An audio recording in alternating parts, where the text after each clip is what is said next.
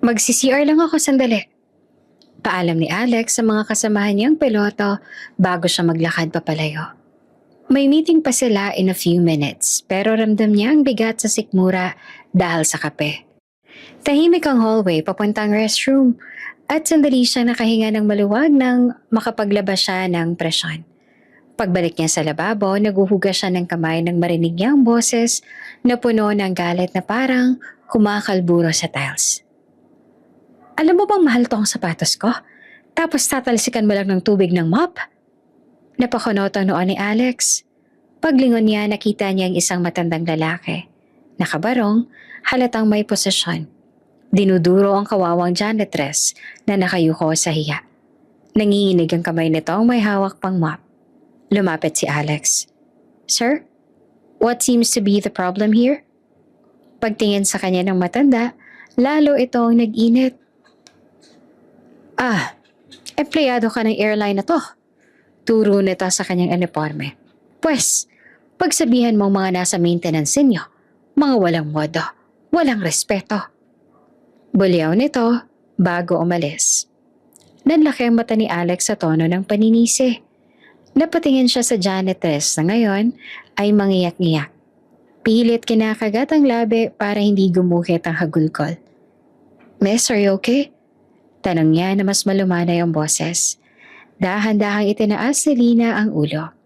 At sa sandaling nagtama ang kanilang mga mata, parang may malamig na tubig na bumuhos kay Alex. Parang biglang bumigat ang hangin. May kung anong pagkilala o pagkabigla na hindi niya maipaliwanag. Bago ka pa lang sa channel neto, ibang kwento ni Ate Jane, istorya mo, ikwento mo. Huwag kalimutang pindutin ang notification bell at subscribe button.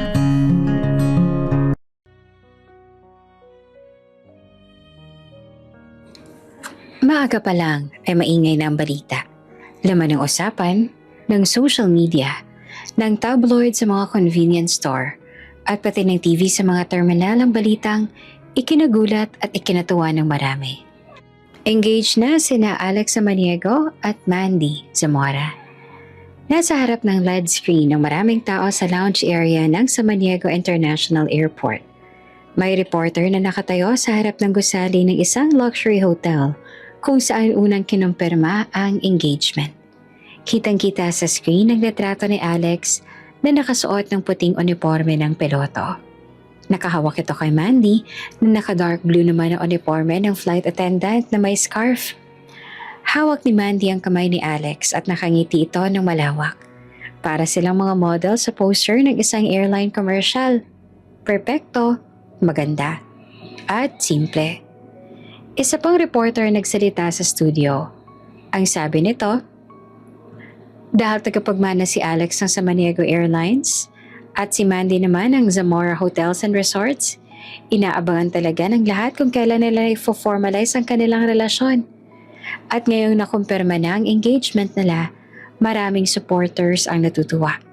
Hindi lamang dahil sa kanilang background bilang heirs ng dalawang malalaking negosyo, kundi dahil maraming humahanga sa kanilang pagiging humble. Ayon sa mga nakatrabaho nila, kahit ipinanganak sa mga pamilya na puro negosyo, mas pinili nilang magtrabaho bilang piloto at flight attendant. Tuwang-tuwa ang mga pasahero na nanonood. May isa pang babae na nakapila sa check-in at nagsabi, "Ay, ang sweet nila. Kita mo sa mga video? Grabe sila tumingin sa isa't isa." Sumang-ayon ang kasama nito. Tapos nakakakilig pa kapag nakikita sila sa airport. Yung tipong biglang nagtatagpo habang naglalakad. May mga video nga noon, trending nga sa social media. To be fair, hindi magtataka ang sino man kung bakit sila sinusubaybayan ng lahat. Si Alex ay matangkad, maputi at palaging mukhang kagalang-galang. Kahit naka-uniforme man o naka-casual attire. Laging litaw ang tahimik at composed na aura nito. Si Mandy naman ay parang artista. Maliwanag ang aura niya. Palangiti, maganda. Sosyal pero hindi nakakailang. Halos lahat ng staff na nakakatrabaho nila ay pabor sa kanila. Bukod sa magandang reputasyon, sweet pa ang dalawa sa isa't isa. Tuwing nasa presensya sila ng media, palagi nakahawak si Mandy sa braso ni Alex. At si Alex naman ay nakayuko ng kaunti habang nakikinig sa mga sinasabi ng nobya niya. Mas maraming nagsasabi na sila ang ideal couple. Ganito siguro sa pelikula, pero ito raw ang tunay. Sa airport mismo ay may isang sikat na eksena. Kapag pupunta si Maddie sa boarding gate at galing naman si Alex sa arrival area, nagkakasalubong sila sa gitna ng hallway. May mga beses pa ngang nag-aabot sila ng maliit na gesture katulad ng tahimik na paghawak sa kamay o pagngiti ng malawak. Viral ang isang video noon na nagtagpo sila sa pagitan ng dalawang gate. Parehong mukhang pagod pero pagtingin nila sa isa't isa, biglang gumaan ang aura. Sinabi pa ng isang pasahero na parang may soundtrack sa likod nila. Kaya naman, hindi talaga nakakagulat na malaki ang naging balita ng engagement. Ang nakakagulat siguro ay ang bilis, para kasi hindi pa sila ganong katagal. At ngayong gabi ay may isang intimate family dinner para dito. Sa private dining room ng Zamora Hotel, nakalagay ang isang mahabang mesa na punong-puno ng pagkain. Sa isang dulo, nakaupo si Mandy. Nasa tabi niya si Alex na tahimik lang, habang nakaayos ang buhok. Naka-formal polo. At minsan-minsan ay umiinom ng tubig para pagtakpan ang kakulangan niya sa pakikipag-usap. Masigla si Mandy, parang may sariling spotlight. Mom, Dad, dapat agad na tayo mag-start ng planning. Ang dami natin pwedeng venues. Pero gusto ko sana garden wedding. Gusto ko rin sana may sunset. Yung golden hour ang photos. Ang ganda kasi pag-edit nun. Plus si Alex, bagay sa warm lighting. Tawang-tawa ang mga magulang ni Mandy. Oo naman anak, sabi ng ina. Basta kung ano ang gusto mo. Ang importante, masaya kayong dalawa. Tumango si Mandy at mabilis pang nagkwento. Tapos for the reception, gusto ko yung parang warm wood and white palette. Tapos yung aisle, babalutan ng flowers. Imagine niyo si Alex nasa altar. Tapos makikita niya ako. Tapos, huminto siya para pakiligin at tumingin kay Alex na halos hindi pa nakakapagsalita. Ngumiti naman si Mandy sa fiancé niya. Babe, excited ka na rin ba? Umangat ang tingin si Alex mula sa plato at naglabas lamang siya ng mahinang ngiti. Oo naman, sagot niya. Mahinhin at mahina ang boses. Masaya ako. Masaya, pero hindi excited? Tanong ni Mandy na may halong biro. Ano ba yan? Ako lang talaga may wedding spirit dito. Tumawa ang lahat pero hindi si Alex. Sa gitna ng tawanan ng mga magulang ni Mandy at mga kapatid nito, lumubog ang pakiramdam ni Alex. Hindi niya ma-explain kung bakit parang may nakaharang sa dibdib niya. Parang hindi siya makahinga. Habang nakikita niya ang saya ni Mandy, lalo siyang napapaisip kung bakit hindi niya kayang ibalik ang parehong level ng saya. Mahal niya si Mandy, oo. Pero bakit parang may nakasapit na tanong sa isipan niya? Handa ba talaga siya? Bakit parang hindi? Bakit parang may kulang? At doon magsisimula ang tahimik na kaba na hindi niya maintindihan. Kinagabihan matapos ang dinner, nagsabi si Alex na mauuna na siya. Aniya, kailangan niya ng hangin. Hindi na nagtanong si Mandy dahil masyado pa itong masaya sa pakikipag-usap sa pamilya niya. Pagkalabas ni Alex ng hotel, dumiretso siya sa isang kilalang club kung saan madalas tumambay ang ilang piloto at crew. Pagpasok niya ay agad siyang sinalubong ng malakas na tugtog at masiglang ilaw. Sa sulok na mesa, nakita niya ang barkada niya. Kabilang dito ang matalik niyang kaibigan na si Michael na isa ring piloto. Pare! Sigaw ni Michael habang kumakaway at may hawak na beer. Dito, umupo ka! Umupo si Alex at umorder ng drink. Hindi pa man nagsisimula ang usapan ay napansin agad ni Michael na parang mabigat ang aura ng kaibigan niya. Teka, sabi ni Michael, mukha kang hindi masaya ah. Dapat masaya ka, engage ka na. Ano na naman bang problema mo pare? Nagtagal pa bago sumagot si Alex. Umikot muna ang isang baso sa kamay niya bago siya nagsalita.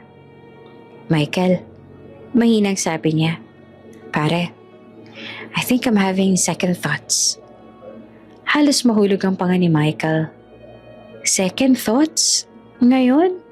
Para naman, kasal ng pinag-uusapan ninyo. Hindi mo pwedeng i-joke yan. Hindi ako nagjo-joke, sagot ni Alex. Kanina sa dinner, hindi ko talaga alam eh. Hindi ako makasabay sa saya ni Mandy. Hindi ako makapag-isip ng maayos. Hindi ko alam kung handa na ako. Teka. Sabi ni Michael habang umupo ito ng mas diretso. Ibig mong sabihin, hindi ka pa rin ready sa kasal? Huminga ng malalim si Alex. Yun na nga pare, hindi ko alam bakit. Mahal ko si Mandy, oo, pero parang may kulang. Parang may humihila sa akin pabalik. Nag-isip si Michael saglit bago sumagot. Alam mo pare, nung ikinasal ako kay Lori, never ako nagkaroon ng second thoughts. Hindi dahil sa perpekto ako pero kasi mahal ko siya. Hindi ako nagdalawang isip. Napalunok si Alex, tapos bumaba ang tingin niya. Yun na nga pare, kaya ako nakokonsensya. Kasi mahal ko rin naman si Mandy. Tagal na namin. Pinili ko siya. Pinili ko tong landas na to pero bakit parang hindi sapat? Bakit parang hindi ako buong buo? Tumungga si Michael, nag-isip saglit. Teka, may suggestion ako. Tiningnan siya ni Alex. Ano naman yun? Bakit hindi natin i-test? Sabi ni Michael. Isang simpleng test lang para malaman mo. Sa stag party mo, ako nang bahala. Kukuha ako ng mga babae. Yung tipong sexy at masaya kasama. Kapag may nagustuhan ka, ibig sabihin, hindi ka pa nga talaga handa. Ibig sabihin, may hinahanap ka pa. At hindi mo pa kayang lumagay sa tahimik. Napakunot ang noo ni Alex. Michael, hindi ba cheating yun? Pare naman, sagot ni Michael. That's one way to know if you're ready. Aba, hindi biro ang kasal ah. You have to be ready. Dapat walang second thoughts. Dapat, mahal mo talaga. Dapat, satisfied at content ng puso mo. So think about it. Hindi ka agad nakasagot si Alex. At isa pa, tagdag ni Michael, inaabangan ng buong bansa ang kasal ninyo. Pinag-uusapan ito ng lahat. Hindi to ordinaryong kasal. Kaya dapat sigurado ka pare. Hindi pwedeng pumunta ka sa altar na may bumabagabag sa isip mo. Tahimik lang si Alex. Tahimik hanggang sa wala na siyang marinig kundi ang tugtog ng club at ang pag-ingay ng mga taong sumasayaw. Mabigat ang dibdib niya. Mas mabigat pa sa kanina. At sa sandaling iyon, hindi niya alam kung mas lumuwag ba ang dibdib niya dahil nailabas niya ang totoo niyang nararamdaman o mas lalo lang siyang nabulabog. Isang bagay lang ang malinaw. Hindi na siya sigurado. At ayaw man niyang aminin, natatakot siya. Hindi pa siya handa. Pero paano niya sasabihin kay Mandy na ilang oras lang nakalipas ay sobrang saya nito at punong-puno ng pangarap ang mga mata habang pinaplano ang araw na dapat ay pinakamasaya sa kanilang dalawa. Hindi niya alam. Ang alam lang niya ay tahimik siya nakaupo sa mesa ng club. Hawak ang baso. At unti-unting nauubusan ng lakas at tapang. Habang patuloy na umiikot ang mga ilaw ng club, tila doon din umiikot ang tanong na hindi niya masagot. Handa na ba talaga siya? O baka mas totoo na hindi? Sa gabing iyon, hindi alam ni Alex ang sagot. At hindi rin niya alam kung kailan siya magkakaroon ng lakas na gawin ito. Pero nagsimula ng pagbitak sa perpektong larawan nila ni Mandy. At hindi niya alam kung mapipigil pa niya. Tahimik ang maliit na bahay ni Nadina sa bandang dulo ng San Rafael Street. Luma ang bubong at umuugong kapag malakas ang hangin. May lumang kortina sa bintana na nag-iikot tuwing umaabot ang hangin mula sa labas. Sa kusina ay may mga pinggan na hindi pa nahugasan. May mga lumang paso sa gilid at amoy ng sinaing na kanin na nag-iiga sa rice cooker. Sa gitna ng katahimikang iyon ay biglang sumabog ang boses ni Tia Cora. Malakas at mabigat. Parang hampas ng sandok sa metal. Wala ka namang silbi, Lina. Iyan bang pinagtatrabahuhan mo? Para saan? Para sa wala? Napatigil si Lina. Nakayuko siya. Parang maliit na bata ang nagkamali. Nakatayo siya sa sala at mahigpit na hawak ang laylayan ng kaniyang lumang palda. Nakasilip sa gilid ng pintuan ang kapatid niyang si Sam, 12 taong gulang. Takot na takot ang mga mata ni Sam habang nakatingin sa kanila. Naroon din si Tio Tony sa dining area. Nakaupo sa sira-sirang monoblock chair. Umiling ito at sinanda ng mahabang buntong hininga. Araw-araw na lang ganito. Ano bang ginagawa mo sa buhay mo, Lina? 6 na taon ka na namin pinapakain dito. Wala ka namang naitutulong. Hindi nagsalita si Lina. Kahit gusto niyang magsabi ng dahilan, alam niyang walang mangyayari. Alam niyang kahit ano pang sabihin niya, mali siya sa paningin nila. Sa loob ng 2 oras ay hindi siya tinigilan ni Tia Cora. Nakakahiya ka. Palamunin. Halos malas ang inabot namin mula nang dumating ka rito. Kayong magkapatid. Walang ginawa kundi dagdag abala. Napatigil si Lina nang maramdaman niya ang malakas na sabunot.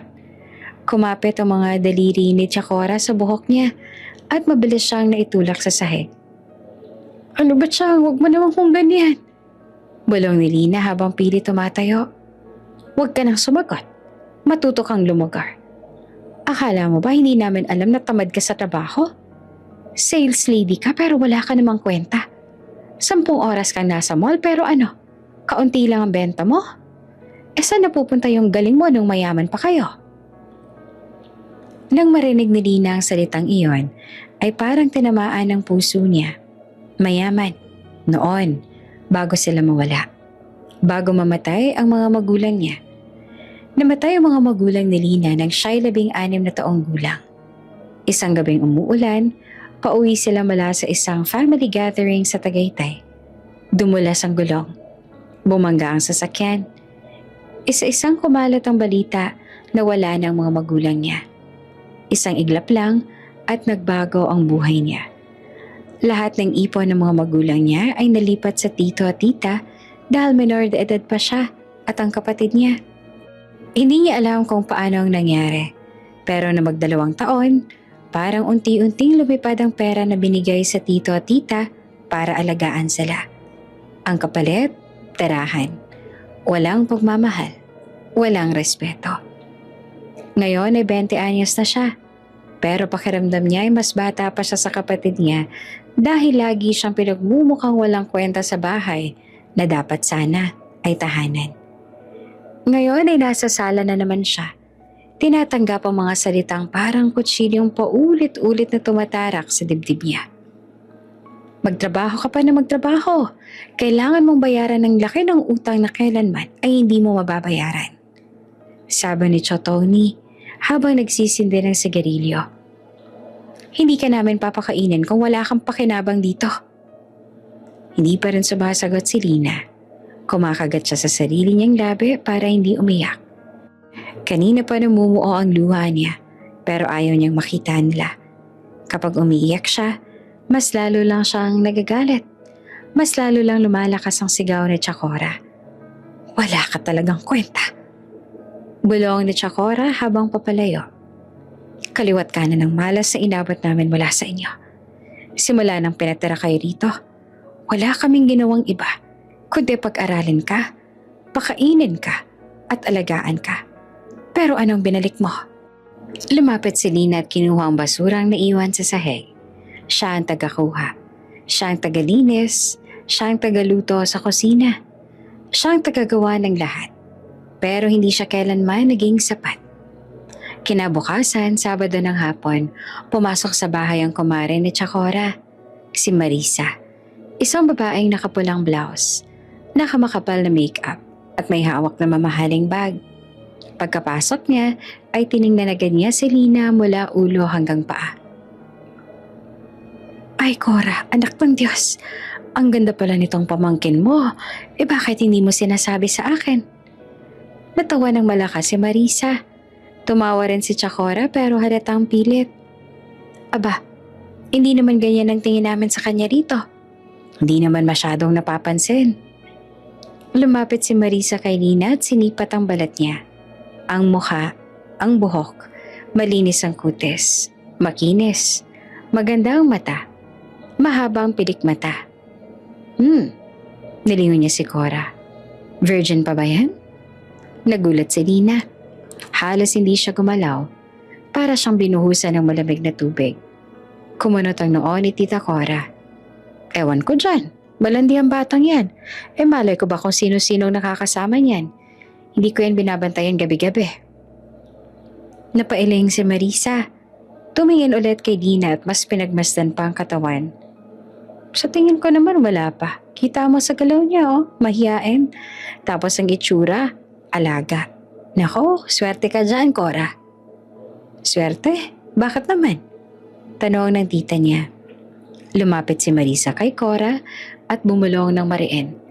Pero rinig pa rin ni Lina ang bahagi ng usapan. Yung pamangkin ko, kumikita ng malaki sa pag-escort. Alam mo na, may kliyente na may pera. Paldo pa ang kita. Kung ipag-escort mo to, sigurado ako tatanggapin yan agad. Maganda, malinis at mukha pang inosente. Aba, premium yan. Para siyang sinuntok sa sikmura. Hindi niya alam kung paano natanggap ng tita niya ang suggestion na iyon pero biglang kumislap ang mata ni Tita Cora. Parang may nakitang bagong pagkakakitaan. Ay, ganun ba? Premium ha? Ngumiti si Cora. Baka nga. Hindi na nakapigil si Lina. Tiyang, wag po. Hindi ko po kaya. Hindi po yan tama. Halos manginig ang boses niya. Bigla na lang humarap si Tita Cora at malakas siyang sinampal. Dumapo ang kamay nito sa pisngi niya na parang latigo. Huwag ka ngang sumabat, sigaw ni Tita Cora. Lahat ng gusto namin, susundin mo. Dahil palamunin ka lang sa bahay na to. Wala kang karapatang tumanggi. Tiyang, hindi po talaga. Ayoko po. Hindi ko po gagawin yon. Pero bago pa niya matapos ang pangungusap, ay dinampot ni Cora ang buhok niya at hinatak papunta sa dingding. Huwag kang magmalinis.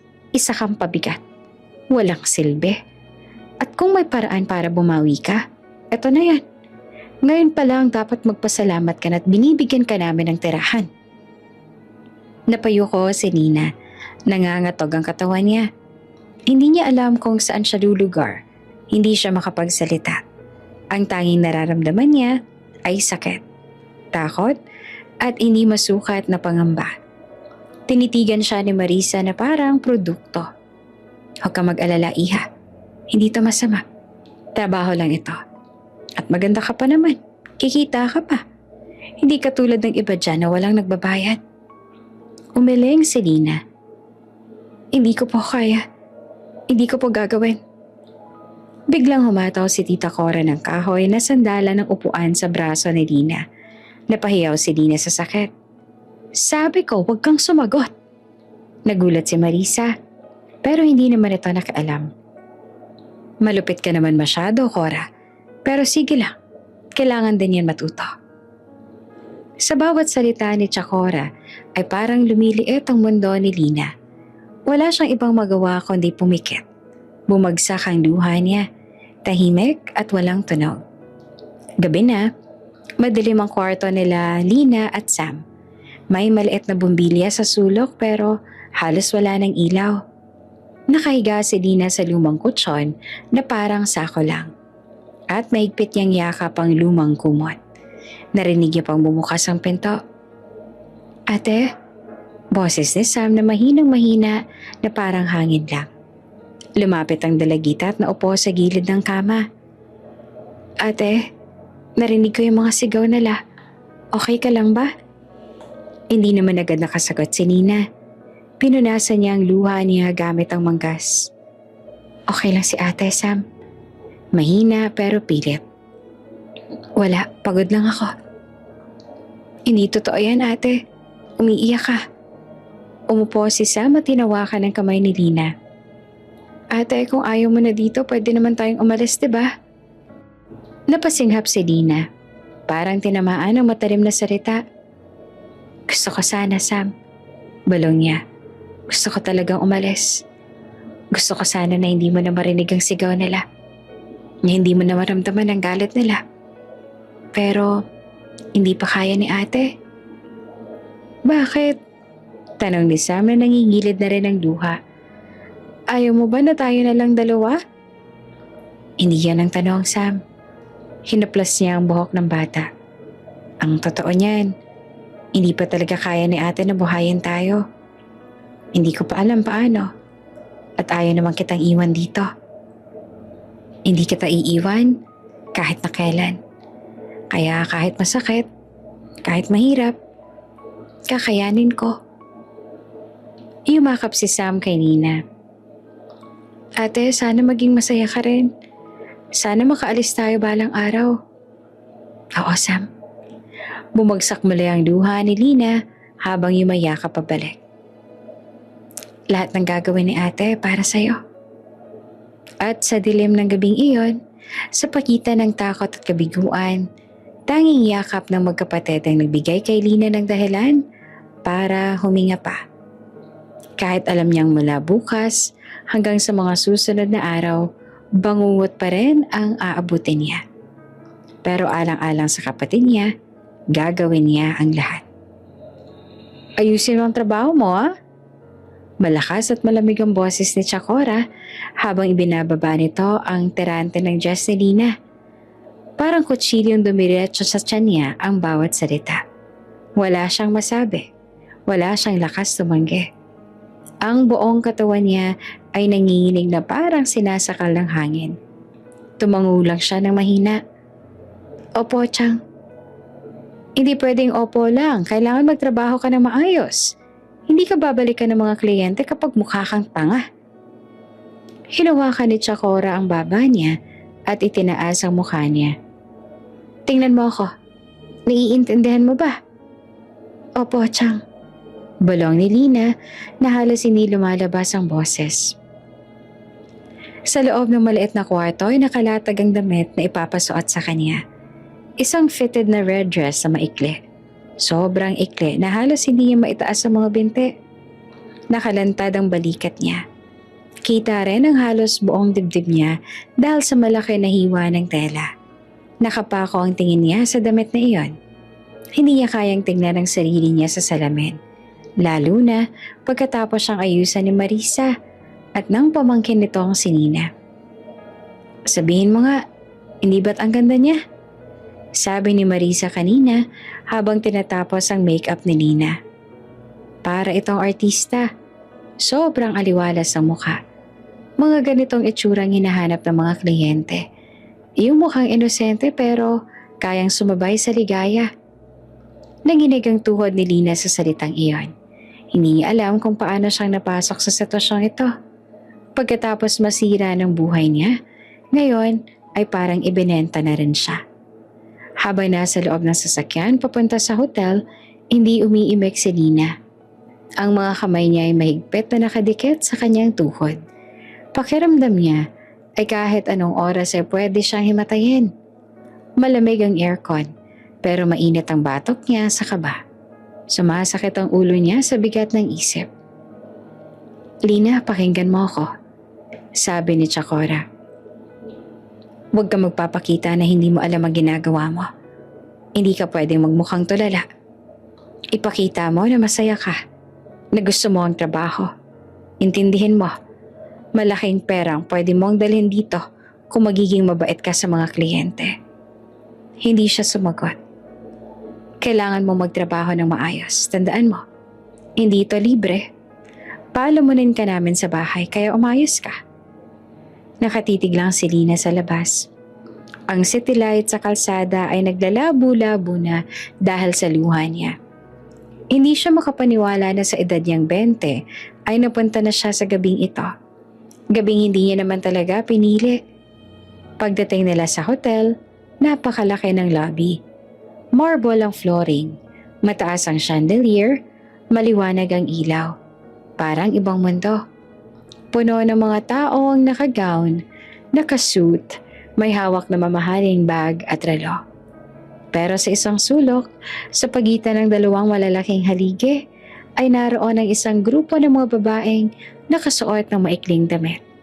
Maikli, makulay, hapit, naka-makeup ng makapal.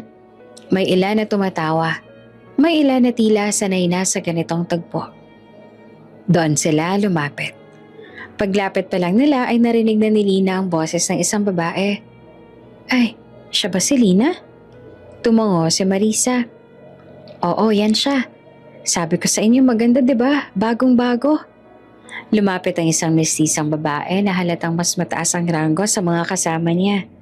Siya si Nancy, pamangkin ng kumare. Suot niya ay isang silver dress sa kasing kinang ng chandelier. Umikot siya kay Lina. Parang sinusuri mula ulo hanggang paa. Ay, ang ganda pala talaga, sabi ni Nina. Sabi ni Mamang virgin pa raw, totoo ba yun? Hindi agad nakapagsalita si Nina. Parang tumigil ang mundo niya. Si Chakora ang sumagot. Ewan ko dyan pero mukha naman. Umiling si Nina at ngumiti ng parang may nakita siyang bagong laruan. Nako, jackpot tayo dyan. Perfect siya para sa gift girl. Premium yan. Sigurado akong matutuwa ang groom. Parang binuhusan ng yelo si Lina. Gift girl. Hindi niya alam ang ibig sabihin pero alam niyang masama. Alam niyang hindi iyon ordinaryong salita. At mas lalong hindi iyon dapat ikatuwa ng kahit sino. Halika na, sabi ni Nina. Aakyat tayo sa penthouse. Naghihintay na ang lahat. Huwag kang matakot basta sumunod ka. Sumunod si Lina kahit nanginginig ang mga tuhod niya. Wala siyang magawa. Nakatukod ang takot sa dibdib niya. Pag-akyat nila sa penthouse floor, agad niyang narinig ang malakas na tugtog mula sa hallway pa lang. Naroon ang bass na kumakalabog sa dingding. Tawa ng mga lalaking halatang lasing. At sigawan ng mga babae na sumasabay sa musika. Pagbukas ng pintuan, parang may sumambulat na mundo na hindi niya kilala. Kumakalat ang amoy ng alak, pabango at usok. May mga strobe lights na umiikot.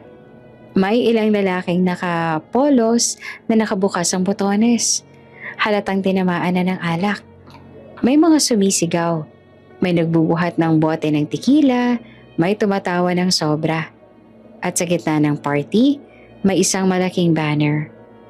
Happy Stag Night, Alex! Nagpilian ng mga lalaki. Ayan na, andito na yung mga chicks. Bro, ayun no, ang gaganda. Tonight is the night, Alex. One last crazy night before your wedding. May lumapit na lalaki kay Nancy. Nancy, ayan na ba yung special? Tanong nito habang nangingiti. Ngumiti naman si Nancy. Oo, siya si Lina. Nagtinginan ng mga boys. May ilan na sumipol at kumantsaw. May nag-comment ng solid. At grabe si bro Alex, swerte. Hindi alam ni Lina kung saan siya lulugar. Nakatayo lang siya malapit sa pintuan habang pinagmamasa ng kaguluhan. May mga escort na mabilis sumayaw sa gitna ng room. Iniikot ang bewang, hinahawakan ng mga lalaki ang mga kamay nila para sumabay. May iba pang pinapainom ng alak ng mga lalaking tila wala nang pakialam sa paligid. May sumigaw pa sa gitna. Bro Alex, halika dito. Special night mo to. Lumingon ang lahat. Sa sofa, nakaupo naman si Alex. Mapula ang mga mata. Nakangiti na maluwag. May hawak siyang baso ng whiskey at halatang malakas ang tama niya. Kasama niya ang dalawa pa niyang kaibigan. Parehong tumatawa at nagsisigaw. Alex! Sigaw ng isa. Bro, your gift is here!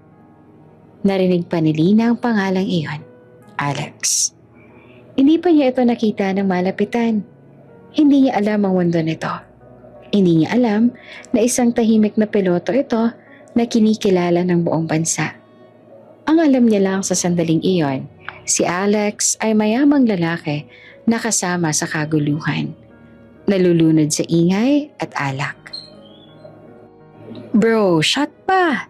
Sabi ng kaibigan ni Alex habang binubuhos ang tequila sa bibig nito. Ubusin mo yan, Alex! Sigaw naman ng isa pang lalaki. Gags, pre, lakasan mo naman. Kaya mo yan, bro!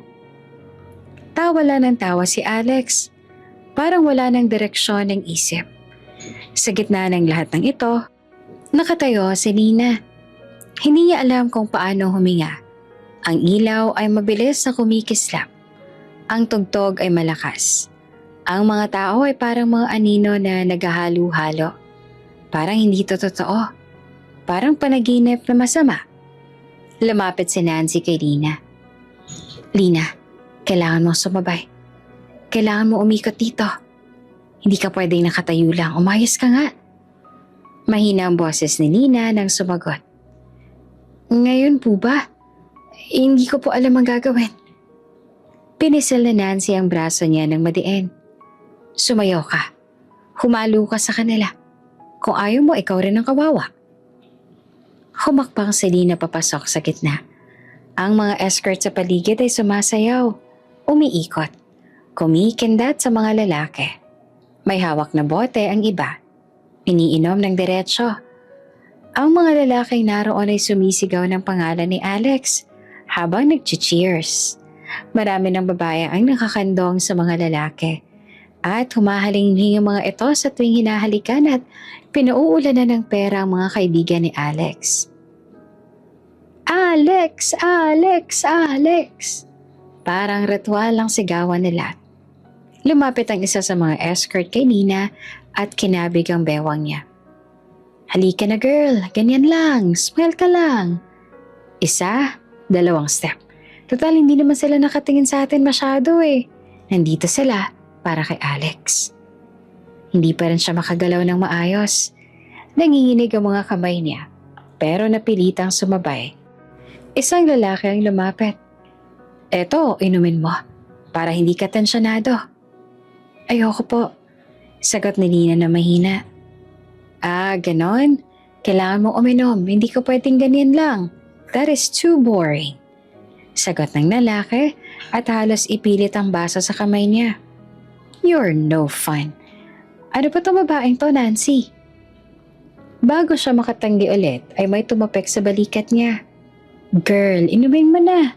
Kailangan mong sumabay rito. Sabi pa ng isang escort. Isa sa mga mukhang sanay na. Wala nang nagawa si Nina. Ininom niya ang baso. Mapait, masakit, mainit. Isa po para lumakas ang loob mo, sabi ng lalaki. Mabilis na naghalo ang lahat sa isip ni Nina. May nagbigay ng isa pang shot. May nag-abot ng isa pang baso ng cocktail. Wala na siyang nakikitang mukha.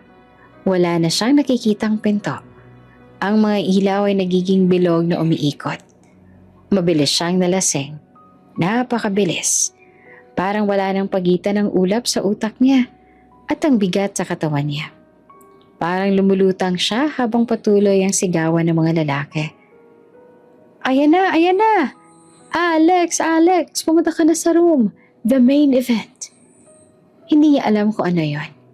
Pero narinig niya ang tawanan. Narinig niya ang mga yabag.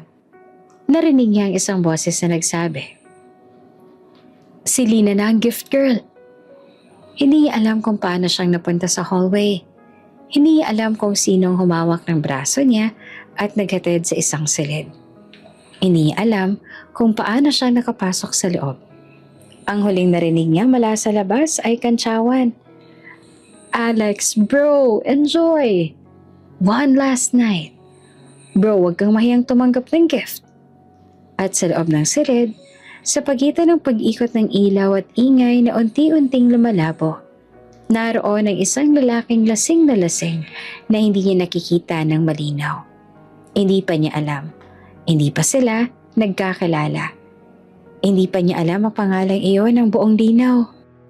Pero narinig niya may tumawag mula sa labas bago sumara ang pinto.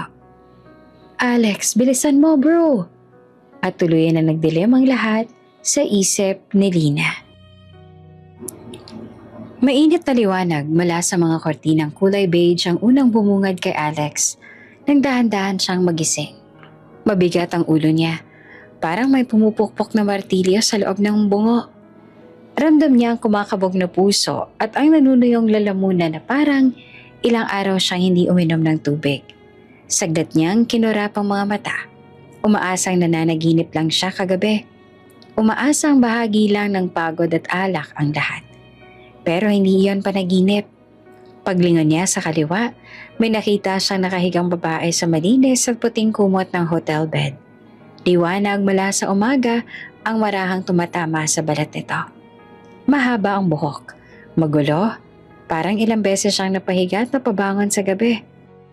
Nakapikit pa ang mga mata nito. Mukhang mahimbing ang tulog pero kapansin-pansin ang kapayatan. Ang halos iniiwasang kilos ng katawan nito na para bang kahit sa tulog ay binabantayan ang sarili. Nanikip ang dibdib ni Alex. Hindi niya alam kung bakit parang napakabigat huminga. Hinila niya ang kumot papunta sa kanya. Sabay tingin sa babae na hindi niya malang naalala ang pangalan. Ni hindi malang niya maalala ang mukha nito bago pumikit ang mga mata niya kagabi. At higit sa lahat, ramdam niya. Ramdam niyang inexperienced pa ang babae. Ramdam niyang may nangyaring hindi dapat. Hindi iyon isang romantikong gabi. Hindi iyon pagpilit. Hindi iyon kahit anong bagay na pwede niyang ipagmalaki. Umupo siya sa gilid ng kama. Napayoko at hinatak ang buhok niya habang pinipigil ang kung anumang sumisikip sa lalamunan niya. Bumulong siya sa sarili. Kumalma ka, Alex. Kalma. Pero kahit na anong bulong niya, hindi siya makakalma. Hindi niya matiis sa tingnan muli si Lina. Pero napalingon pa rin siya. Nakahiga ito sa gilid ng kama. Nakaharap sa malayong tabi at kitang-kita ang manipis na damit na halatang hindi pantulog. Nakita niya ang maliit na clutch bag ng babae sa lamesang kahoy sa tabi ng kama. Maingat siyang tumayo. Kinuha ang pitakan niya at tumigil saglit. Hindi niya alam kung bakit biglang kumirot ang konsensya niya ng matindi. Pero ginawa pa rin niya iyon. Binuksan niya ang clutch bag at maingat na naglagay ng makapal na halaga ng pera. Hindi iyon kabayaran. Hindi iyon pag-aalaga. Hindi iyon dulot ng kahit na anong magandang intensyon. Pero iyon na lang ang kaya niyang gawin sa sandaling iyon. Isinara niya ang clutch bag tapos ay tumingin muli kay Lina. Ilang segundo niya lang tinignan niyon. Pero parang napakatagal. Parang may nakadagan sa dibdib niya at hindi niya alam kung bakit. Hindi niya dapat ginusto ang kahit na anong nangyari. At higit sa lahat, ikakasal na siya. Napapikit si Alex habang maingat na umaatras palayo sa kama. Hindi niya alam kung paano niyang haharapin ang sarili niya paglabas niya ng kwartong iyon. Pero wala siyang pagpipilian. Kinuha niya ang jacket niya, lumakad papunta sa pinto at bago niya iyon buksan, napalingon siyang muli. Nandoon pa rin ang babae. Mahimbing ang tulog. Walang kaalam-alam sa bigat na iniwan niya rito at sa bigat na inuwi niya. Tahimik siyang lumabas ang kwarto. Tahimik niyang iniwan si Lina. Tahimik din ang pintong sumara. Nagising si Lina sa malalim na hinga na parang may nakadagan sa dibdib niya. Masakit ang ulo niya. Masakit ang katawan niya. At masakit ang loob niya sa antas na hindi niya kayang ilarawan. Dahan-dahan niyang iginalaw ang kanyang katawan para makabangon at pagkatapos ay napalingon sa kama. Walang tao, walang mukha na dapat niyang makita. Walang kahit sinong magsasabing na kilala nila siya. Walang kahit sinong papakilalang mabuti man lang. Tanging amoy ng alak at lamig ng aircon ang naiwan sa kwarto. Hindi niya maalala ng buo ang nangyari. Hindi niya maalala ang mukha ng lalaking kasama niya. Hindi niya maalala kung paano siyang natulog. Pero ramdam niya na may nangyaring hindi niya ginusto. Hindi niya pinili. Nanginig ang mga kamay ni Lina nang hawakan niya ang kumot. Parang may tumutusok sa sikmura niya. Parang gusto niyang sumuka, pero wala nang lumabas. Parang gusto niyang mawala. Kinuha niya ang maliit na clutch bag niya at nagulat na maramdaman niyang may laman ito. Nang buksan niya, halos mabitawan niya ang bag sa laki ng pera na nasa loob. Hindi niya alam kung bakit. Hindi niya alam kung paanong napunta iyon doon. Pero mas lalo siyang nadiri sa sarili niya, sa nangyari, sa mundo. Nagmadali siyang nagbihis, halos hindi na tinignan ang sarili sa salamin, at lumabas ang kwarto na parang takas sa kung anong bangungot. Tahimik siyang naglakad sa lobby, tahimik siyang lumabas ng hotel, tahimik siyang umuwi. Pero pagdating niya sa bahay, hindi naging tahimik ang mundo. Pagkapasok niya sa pinto, sumalubong kaagad ang matatalim na mata ng tiyahin niya. "Oh, ano Lina? 'Di ba? Aarte-arte ka pa eh. Mukhang sarap na sarap ka naman. Malandi kang babae ka." Hindi agad siya nakasagot.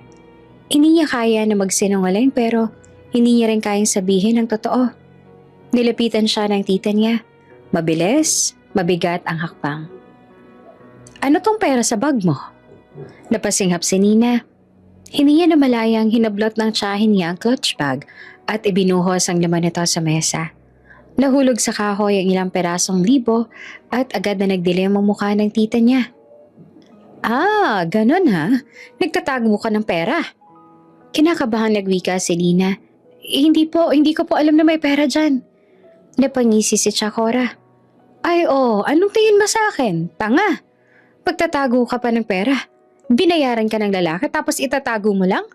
Napakakapal talaga ng mukha mo." Sabay hataw sa braso niya. Napayuko si Lina.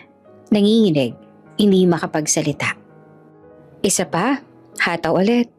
Isa pa, tagos hanggang balat at buto. Napapikit si Lina. Halos mapaluhod habang lumuha.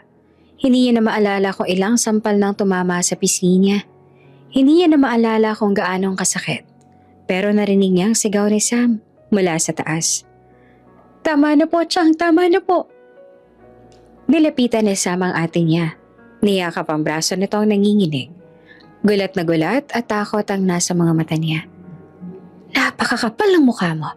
Hindi na kita kayang sikmurain, Lina. Lahat ng pagkain at pag-aaruga sa'yo simula pa noon.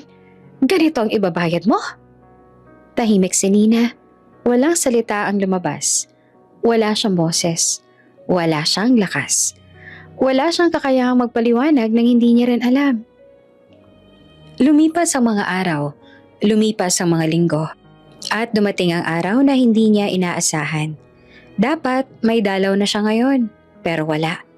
Hindi siya nakatulog mula kagabi. Hindi siya makakain. Hindi siya makahinga ng maayos. Paulit-ulit niyang iniisip na baka stress lang. Pero hindi. Hindi iyon stress. Sa huli, bumili siya ng pregnancy test sa pinakamalayo niyang tindahan. Siya lang mag-isa. Walang nakakaalam. Walang nakakakita. Pag-uwi niya, nagtungo siya sa banyo at halos hindi makahinga sa kaba. Umupo siya sa inodoro, naghintay at pinilit huwag tignan ang resultang lumilitaw sa maliit na plastic. Pero nang tingnan niya, parang may lumubog na mundo. 2 guhit. 2. 2 guhit na nagpatigil sa puso niya. Parang nagyelo ang dugo niya. Parang nagdilim ang paligid. Buntis siya. At hindi niya alam kung paano niya iyon kakayanin. Umiyak siya. Hindi basta luha kundi iyak na galing sa kaibuturan ng kanyang puso. Iyak na parang pinupunit siya mula sa loob. Iyak na hindi niya alam kung paanong patatahimikin. Pero sa bawat paghinga niya, isang bagay ang malinaw. Hindi niya hahayaang lumaki ang anak niya sa bahay na iyon. Hindi niya hahayaang maranasan ng bata ang naranasan niya. Kaya kahit mali, kahit kasalanan, kahit hindi niya alam ang kahihinatnan, tumayo siya. At dumating ang madaling araw na iyon. Nagising si Sam sa marangyang pagyugyok sa balikat niya. Malamlam pang ilaw mula sa abot tanaw na umaga. Nakita niya ang ate niyang may hawak na bag at mukhang matagal nang umiiyak. "Ate, saan tayo pupunta?" Hinawakan ni Lina ang pisngi ng kapatid niya. Malambot ang haplos pero puno ng pakiusap. "Sam, sumama ka kay ate. Basta sumama ka lang sa akin. Hindi kita pababayaan." May takot ang mga mata ni Sam pero tumango siya. Lumabas sila ng tahimik. Kinuha ni Lina ang ilang libong nakatago sa aparador. Hindi iyon pera ng tito at tita niya. Pera niya iyon. Pera na dapat sa kanya pa mula noon. Pera na nakuha niya hindi dahil gusto niya, kundi dahil pinilit siya. Hindi niya inisip kung anong mangyayari kapag nakita. Basta umalis siya. Basta, kailangan niyang iligtas ang sarili niya at ang kapatid niya. Pagsikat ng araw, nasa bus na sila papuntang Pangasinan. Mahaba ang biyahe. Mainit ang hangin kahit na may aircon. Mabigat ang bawat minuto sa dibdib niya. Nakatulala si Lina habang hawak ang tiyan niya. Hindi niya pa maramdaman ang bata, pero ramdam niya na may buhay na sa loob niya at hindi niya alam kung paanong sasabihin hindi siya natatakot. Ate, buntis ka ba? Bumaling si Lina kay Sam. Nakita niyang inosenteng mata ng kapatid. Wala nang halong galit, wala ring pagusga. Meron itong pag-aalala at doon tuluyan na siyang naiyak. Oo, Sam. Pero kaya ni ate to at gagawin ko ang lahat para sa'yo, para sa atin, para sa bata. Yumakap si Sam sa kanya ng mahigpit at sa wakas, may init na yakap siyang naramdaman na hindi nagdulot ng sakit. At doon sa lumang bus na unti-unting humahalo sa amoy ng hangin ng probinsya, unang beses naramdaman ni Lina na kahit papaano ay may pag-asa pa. 6 na taon ang mabilis na lumipas pero para kay Alex, parang hindi pa rin natatapos ang panahong iyon. Sa bawat araw na dumaraan, may bigat siyang kinukubli. Bigat na hindi niya kayang ipaubaya sa kahit na kanino. At ngayong gabi, sa isang malaking family dinner na puno ng ilaw, mamahaling pinggan at tahimik na tensyon, iyon ang maling sasabog. Late na siyang dumating. Pagbukas niya ng pintuan ng private dining room, agad siyang sinalubong ng mga tingin na parang sibat. Ang unang nagsalita ay ang papa niya. Late ka na naman, Alex. Hindi mo ba kayang igalang ang oras ng pamilya mo kahit isang gabi lang? Diretsong tumingin si Alex sa ama niya. Kita sa mukha niya ang pagod at pagkairita na hindi niya na kayang itago. My flight got pushed back.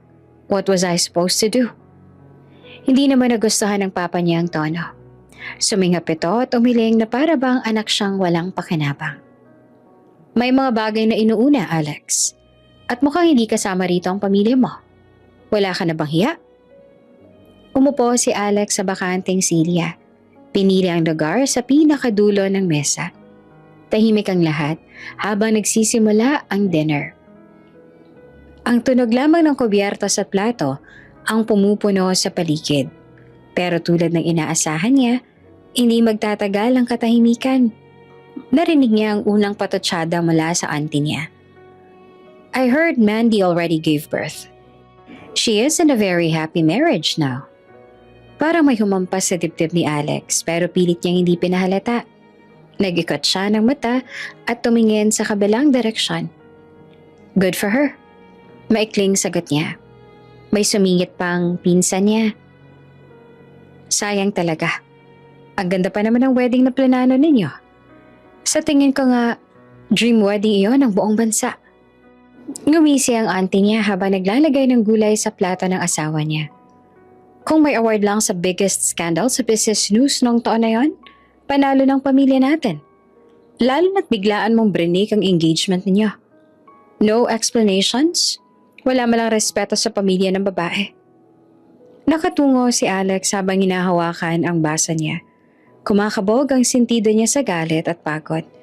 Ngunit, pinipigil niya ang sarili. Narinig niya ang boses ng mama niya, malamig at may panghuhusga. At mabuti na lang talaga na hindi nagalit masyadong pamilya ni Mandy. Kahit papano hindi siya naglabas ng kung ano-anong press release.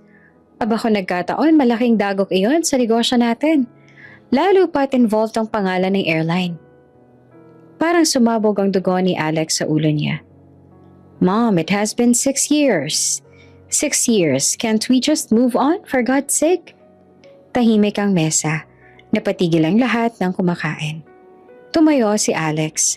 Halos umurong ang silya sa lakas ng pagtulak niya. I am the one who messed up. Akong sumira ng engagement. Akong gumawa ng mali. At ako rin ang araw-araw na nabubuhay kasama ang bigat na yan. Kayo, ano bang ginawa niyo? Araw-araw niyo akong pinarurusahan? Hindi pa ba sapat yun? Wala ni isang kumibo. Parang biglang napakaliit ng silid. Napahawak si Alex sa buhok niya. Nakapikit. At kita sa boses ang pagkapunit ng loob. I have been dealing with all of this for 6 years. 6 years. Ngunit hindi man lang ninyo ako kayang tignan bilang tao.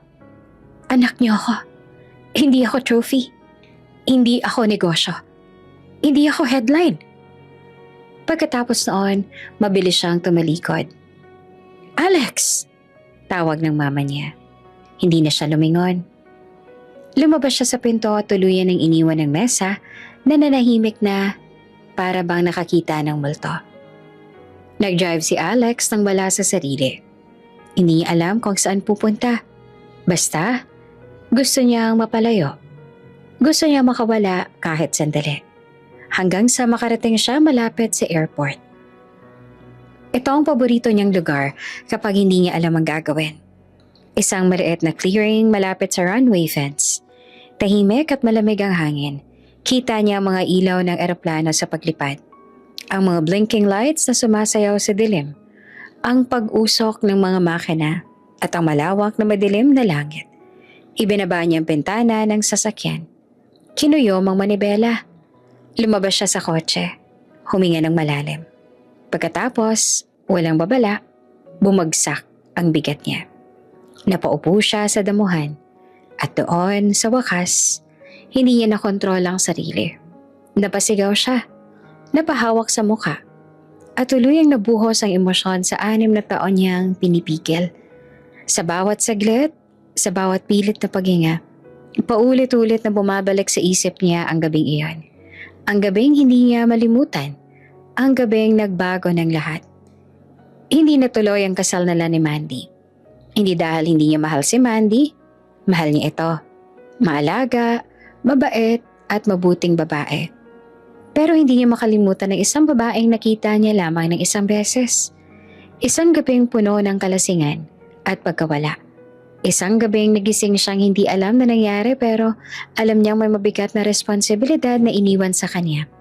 At lalong hindi niya malimutan ng tanungin siya ni Mandy bago siya tuluyang sinira ang relasyon nila. Nakangiti si Mandy nung una siyang pumasok sa kwarto ni Alex. Pero sa sandaling nakita niya ang seryosong mukha ni Alex, unti-unting nagbago ang ekspresyon niya.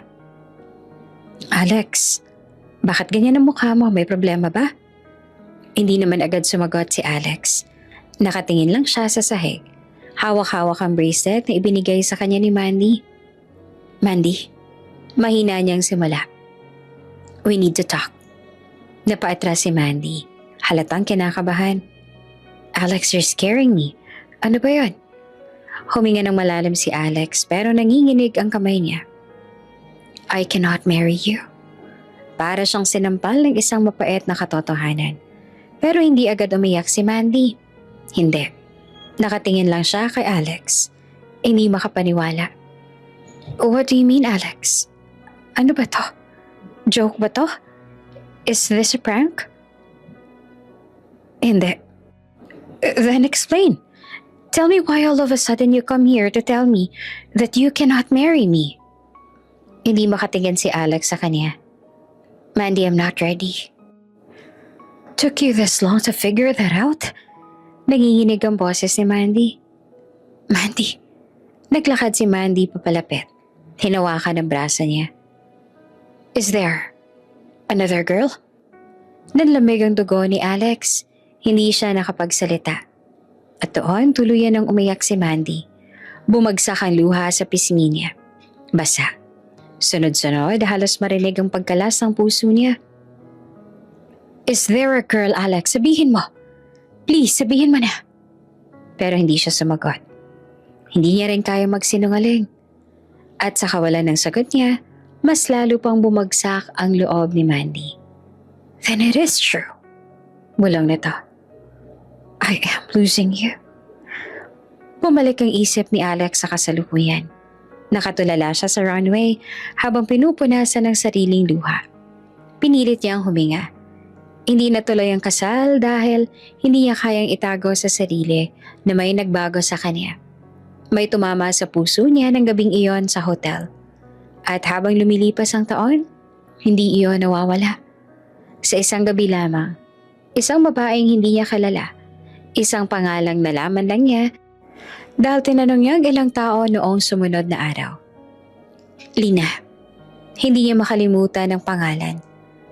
Ang problema nang sinubukan niya itong hanapin, wala na raw sa Maynila. Walang address, walang numero, walang kamag-anak na pwedeng mapagtanungan.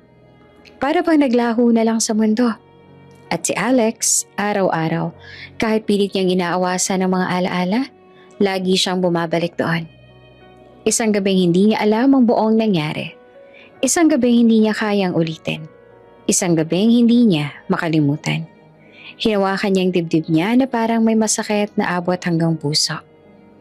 Kahit minsan, bulong ni Alex sa hangin. Sana, kahit minsan lang, makasalubong kita ulit. Kahit isang beses. Hindi niya alam kung bakit. Hindi niya alam kung para saan. Hindi niya alam kung anong mangyayari kapag nagkita sila ulit. Pero isang bagay lang siyang sigurado. Walang araw na hindi niya iniisip si Lina. At walang araw na hindi niya hinangad na balang araw sa isang himala, magkita silang muli. Lumipas ang mga taon na parang hangin. Sa loob ng 6 na taong iyon, tahimik na itinaguyod ni Lina ang maliit na mundo nilang tatlo. Siya, si Sam at si Atlas. Sa maliit na lang inuupahang bahay sa Pangasinan, simple lang ang buhay. Hindi laging sapat ang pera. Hindi rin laging madali ang bawat araw. Pero may kapayapaan at init ang bawat umaga. At ngayong taon, malapit nang magtapos sa high school si Sam. Isang hapon pinauwi si Lina mula sa trabaho. Nakita niya si Sam na nakaupo sa mahabang kahoy sa harap ng bahay. Hawak ang sobre na tila ilang oras na nitong iniisip buksan. Sam? Tawag ni Lina. Nilalapit ang sarili sa kapatid niya. Ano yan? Ngumiti si Sam nang may halong kaba. Parang hindi niya alam kung matutuwa ba siya o matatakot. Ate, scholarship letter. Agad na bumilis ang tibok ng puso ni Lina. Umupo siya sa tabi ni Sam, sabay hawak sa kamay nito. Buksan mo na. Malambing na sabi niya. Dahan-dahan binuksan ni Sam ang sobre. Kinalas ang pahina sa loob. At ang mabasa niya ang laman ay napahawak siya sa bibig niya. Ate, full scholarship sa Maynila. Bayad ng tuition, bayad ng miscellaneous at may allowance pa. Nanlaki ang mga mata ni Lina. Parang may sumiklab na liwanag sa mukha niya. Napakapit siya sa balikat na Sam at niyakap ito ng mahigpit. Sam, ang galing mo! Ang galing-galing mo! Natawa naman si Sam ngunit nag-alala rin. Ate, may dorm sa campus. Doon na lang siguro ako titira. Nawala ang ngiti ni Lina. Umiling siya kaagad. Hindi, Sam. Delikado sa Maynila. Sasamahan ka namin. Sama-sama tayong lahat. Tumingin sa kanya ang kapatid niyang parang hindi makapaniwala. Paano ka ate? Anong magiging trabaho mo sa Maynila? Hindi ka naman basta-basta ang paghahanap ng trabaho roon. Huminga ng malalim si Lina. Ilang araw niya na rin pinag-isipan yon bago pa man dumating ang scholarship result. Yung manpower agency na pinapasukan ko, mahina niyang simula. May branch sila sa Maynila. Pwede ako magpalipat. Sinabi ko na sa kanila na okay ako kapag may opening. Napayo ko si Sam. Hindi dahil malungkot, kundi dahil sobrang paghanga niya sa ate niya. Paulit-ulit siyang nagtiis ng pagod para sa kanila. At ngayon, gagawin ito ulit. Ate, paano kung makita natin si Chang sa Maynila? Baka hanapin nila tayo. Tumigas ang panga ni Lina. Hindi siya natakot, ngunit nag-iba ang ekspresyon niya na parang may biglang sakit na humaplos sa alaala. Kung hanapin nila ako, handa na ako. Kung singilin nila ako, may pambayad ako. Pipilitin kong magbayad. Tahimik si Sam sa sagot na iyon. Tumingin ito sa ate niya ng diretso. Bago muling nagtanong, Ate, paano kung makita natin ang tatay ni Atlas? Biglang nanlamig ang hangin sa pagitan nila. Para bang kahit ang araw ay nagdahan-dahan sa paggalaw. Napahinto si Lina. Hindi agad nakasagot. Tumingin siya sa malayo. sa maliit na gawang bahay ni Atlas sa ilalim ng puno. Nandoon ang bata, 6 na taong gulang. Naglalaro ng maliit na laruan na gawa sa kahoy. Masayahin, inosente, walang kaalam-alam sa mabigat na mundo ng mga matatanda.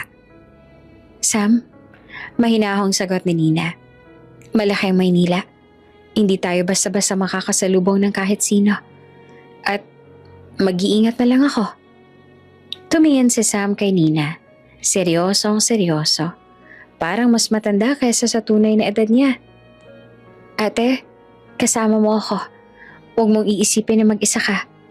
Kahit na anong mangyari, hindi kita iiwan. Bahagyang napangiti si Nina.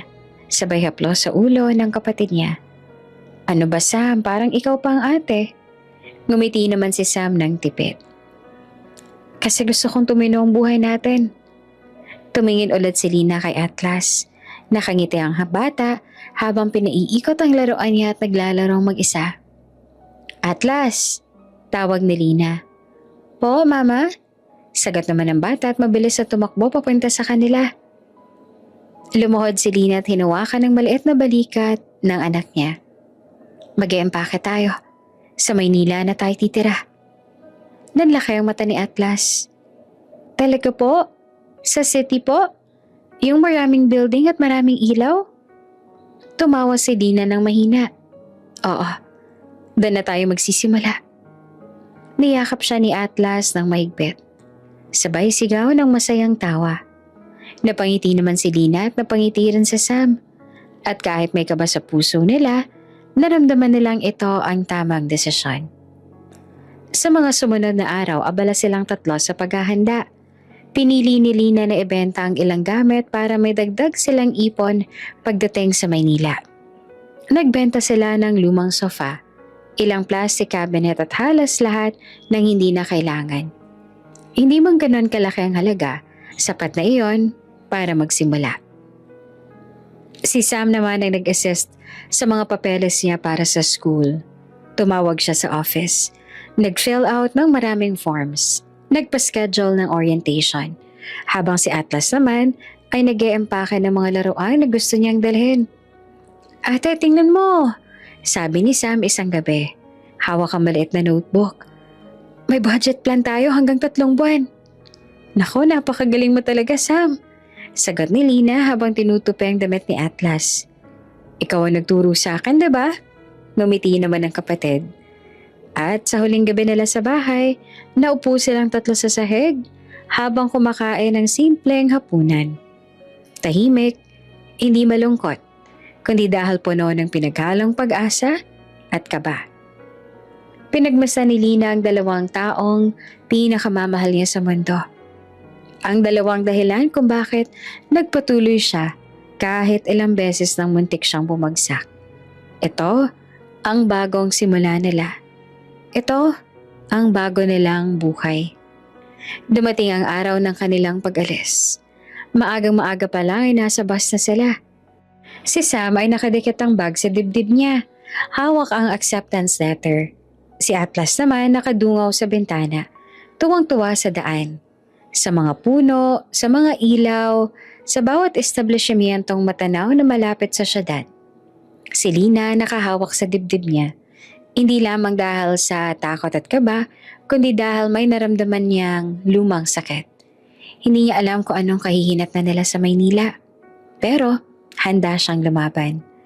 At kahit may takot sa puso niya na baka isang araw makasalubong niya ang lalaking nakilala niya ng isang gabi, hindi iyon sapat para pigilan ang pangarap niya para kay Sam at Atlas. Pagsapit nila sa Maynila, agad nilang naramdaman ang init, ingay at bilis ng buhay. Tumawag si Sam sa registrar's office at nagpaayos ng final requirements. Si Lina naman dumiretso sa barangay hall para kumuha ng updated documents. Pagkatapos, dinala nila si Atlas sa malapit na public school para mag-enroll. Mama, ang laki pala rito, sabi ni Atlas habang nakatingala sa building. Oo anak, pero kaya mo ito, malakas ka. Kinabukasan, tumawag ang manpower agency sa kanya. Pumayag na ang central branch na lilipat siya. Inassign siya bilang janitress sa isang malaking airline, pinakamalaki sa bansa. Hawak niya ang papel na iyon ng matagal. Nakaupo siya sa maliit na upuang plastic na inuupahan lang bagong kwarto. Tahimik ang gabi. Si Sam ang nagre-review ng requirements. Si Atlas naman natutulog na. Pinagmasdan ni Lina ang papel. Bukas ang unang araw ko. Mahina niyang sabi. Hinawakan niyang dibdib at sabay bulong. Sana maging okay ang lahat. At matapos ang gabing iyon, may kaba, may pag-asa, may bahagyang tapang. At may bagong simula na hindi niya alam kung saan patungo. Maagang gumising si Lina sa unang tunog ng alarm. Katulad ng nakasanayan, hindi niya ito pinatagal pa. Umupo siya sa manipis na kutsyon, huminga ng malalim at saglit na pinanood si Atlas na mahinding pang natutulog sa kabilang kama. Kumunot ang noon niya nang makita ang bahagyang nakabukang bibig ng bata. Parang nangangarap pa habang umiikot ang maliit nitong mga mata sa kumot. Anak, gigising na tayo mamaya ha? Mahinahong bulong ni Lina kahit alam niyang hindi pa siya maririnig. Nagbihis siya ng uniform na pinagtuunan niya ng oras kahapon sa plancha. Puting polo, itim na pantalon, simpleng sapatos, at ID. Janitress. Hindi man ang grande, pero trabaho. Trabaho na magtataguyod sa kanila.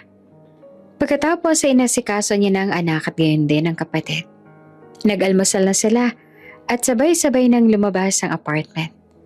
Pagdating niya sa airport, sinalubong siya ng malamig na hangin mula sa napakanaming air conditioner. Maingay na agad ang paligid. Tila baha ng mga boses. Anunsyo, yabag at halakhak ng mga pasaherong excited o nagmamadali. Dumikit ang kamay ni Lina sa strap ng kanyang cleaning cart habang iniikot iyon palabas ang supply room.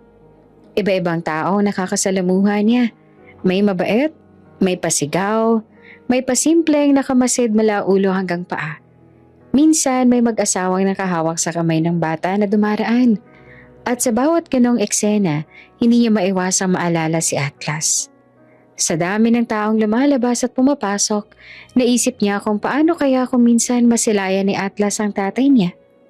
Paano kung sa gitna ng karaming tao, bigla na lang mag-cruise ang kanilang landas. Ngunit agad niya itong iwinakse sa isipan. Hindi dapat, hindi kailanman. Mas maayos nang hindi sila magkita.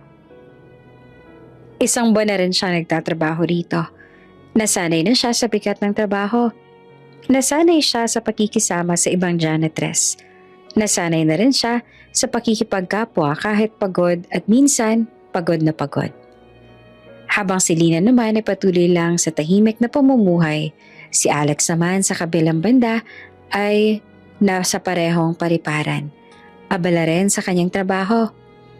Pare, ikaw na lang hindi kasala. Kantsaw kay Alex ang mga kaibigan niyang piloto habang naglalakad sila palabas ng crew lounge. Lahat tayo dito nagpa-stag party noon, may asawa na. Dagdag naman ni Michael na may hawak-hawak pang baby bottle ng isa sa mga anak niya. Ako nga, nakatatlo na. Napailing naman si Alex. Di ko naman kayo hinahabol, hayaan niyo ako. Umugo ang tawanan ng grupo. Tinatapik-tapik siya sa balikat. Pero sa gitna ng halakhak ng mga kaibigan, may isang anino ng katotohanan hindi niya masabi. May isang bagay na hindi niya mabitawan. Pagkatapos ng biruan, nagpaalam na sila. Kanya-kanyang flight, kanya-kanyang ruta, kanya-kanyang buhay. Ngayon ay may meeting si Alex kasamang ilang board members at kapwa piloto. Habang papasok sila sa conference room, bigla siya nagsalita. Excuse me, CR lang ako sandali. Ay, be quick, magsisimula ng meeting. Sagot naman ng isa pa. Tumangulang siya at humiwalay. Tahimik sa loob ng comfort room. Ang tunog lang ay ang malamig na ugong ng air conditioner at ang mahinang bagsak ng tubig sa lavatory. Pagkatapos niya magbawas, lumapit siya sa sink at binuksan ng gripo. Ang mukha niya, pagod, at may kung anong lungkot na hindi niya mawari. Nagwisik siya ng tubig sa mukha at marahang napapikit. Pero bago pa man siya tuluyang makabawi, isang malakas na boses ang umalingaw-ngaw mula sa kabilang bahagi ng comfort room. Mahal ang sapatos na to tapos tatalsikan mo lang ng tubig ng mop? Parang kutsilyo ang tono. Galit, mapanlait, mapanindak. Napatigal si Alex at agad na napalingon. May isang matandang lalaki, naka-coat at halatang may posisyon, ang nakatayo at nakaduro sa isang janitress na halatang nanginginig. Ang babae nakayuko, pilit na humingi ng dispensa, pero patuloy ang pang-aaway ng matandang lalaki. Ano ba yan? Mga inutil talaga. Maintenance raw kayo pero hindi nyo alam ang iniingat-ingatan ko. Lumapit agad si Alex, hindi na nagdalawang isip. Sir, excuse me. Mahinahong sabi niya. Mukhang hindi naman niya sinadya. Hindi kailangan ng ganitong lakas ng boses. Pagtingin sa kanya ng matanda, lalo itong nagalit. At ikaw, empleyado ka ng airline na dito, diba? Pagsabihan niyo nga yung maintenance yun na ayusin ang trabaho nila. Nakakahiya. Nanatiling tahimik si Lina. Nanginginig ang daliri niya habang hawak ang mop. Hindi niya alam kung saan siya titingin. Gusto niyang kumawala. Gusto niyang lumayo. Pero kailangan niyang manatili dahil trabaho niya ito. Are you okay? Tanong ni Alex sa kanya. Mas malumanay ang boses. Dahan-dahan niyang tinaas ang ulo niya. Sa isang iglap, parang huminto ang mundo. Nanlamig ang buong katawan ni Alex. Parang may malamig na tubig na dumalay sa batok niya. Ang mukha, ang mga mata, ang inig ng labi. You are... Halos bulong niyang utal. Napakurap si Lina. Nagiba ang tunog ng paghinga niya. Hindi man niya alam ang buong nangyari nung gabing yon, ngunit kilalang kilala niya ang mukha na ito. Bit-bit nito ang gabing matagal niya nang pinagpasyahang ibaon sa sobrang pait at sakit. Bago pa siya makapagsalita, agad siyang yumuko. Nagtatrabaho lang po ako, sir. Pasensya na po. Excuse me. Mabilis siyang inikot ang cleaning cart at halos tumakbo palabas ng comfort room. Nanatiling nakatayo si Alex sa harap ng sink. Nanlalaki ang mga mata. Parang nakakita ng multo. Parang biglang bumigat ang dibdib niya. Hindi siya nakagalaw. Hindi siya nakapagsalita. Hindi siya makapaniwala. Alex? Pare? Sigaw ng kapwang piloto mula sa pintuan. Tara na, meeting na. What are you doing? Hindi pa rin kumila si Alex. Nakatitig pa rin siya sa pintuan kung saan lumabas ang janitress. Ang janitress na si Lina, ang babaeng hindi niya nakalimutan. Ang babaeng matagal niyang hinanap. Ang babaeng iniwan niyang sugatan nang hindi niya nalalaman. At ngayon ay narito, sa parehong lugar, sa parehong oras. Muling bumilis ang tibok ng puso ni Alex. Parang matagal na nakapikit na alaala na biglang dumilat sa harapan niya. At doon niya naramdaman. Nagsisimula pa lang ang bagyong matagal niya nang tinakasan. Isang linggong lumipas mula nang muling makita ni Alex ang mukha ng janitress sa restroom. Pero hindi pa rin siya mapakali. Kahit anong gawin niya, kahit ilang flight ang natapos niya, kahit gaanong karaming meeting ang daluhan niya, isang mukha lang ang hindi mawala sa isip niya.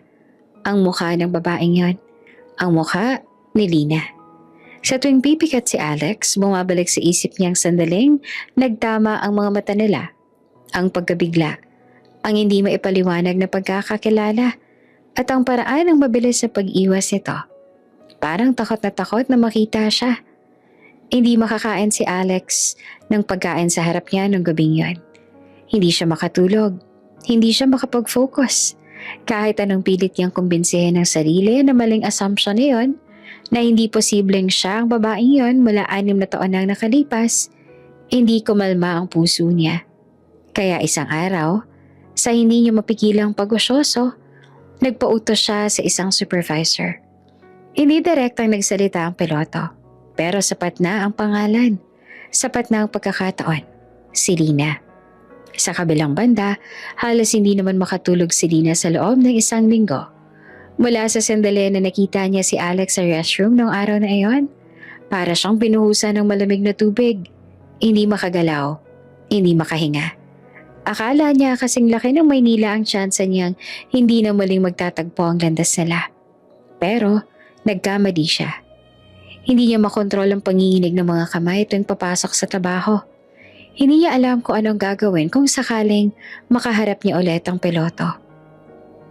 Lalo na kapag nalaman nito ang totoo. Na may anak sila. Na may batang nakatali sa kanila habang buhay. At ang pinakamasakit, alam ni Lina, wala siyang lakas o karapatan na lumapit sa ama ng bata. Hindi niya kayang harapin ang tanong na iyon. Hindi niya kayang isugal si Atlas. Hindi niya kayang mawala ang anak niya.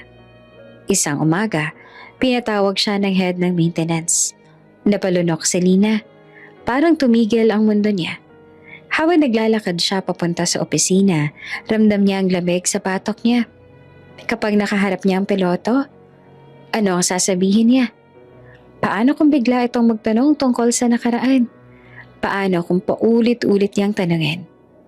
Pagpasok niya sa opisina, naroon si Alex. Nakatayo, nakatalikod sa pinto.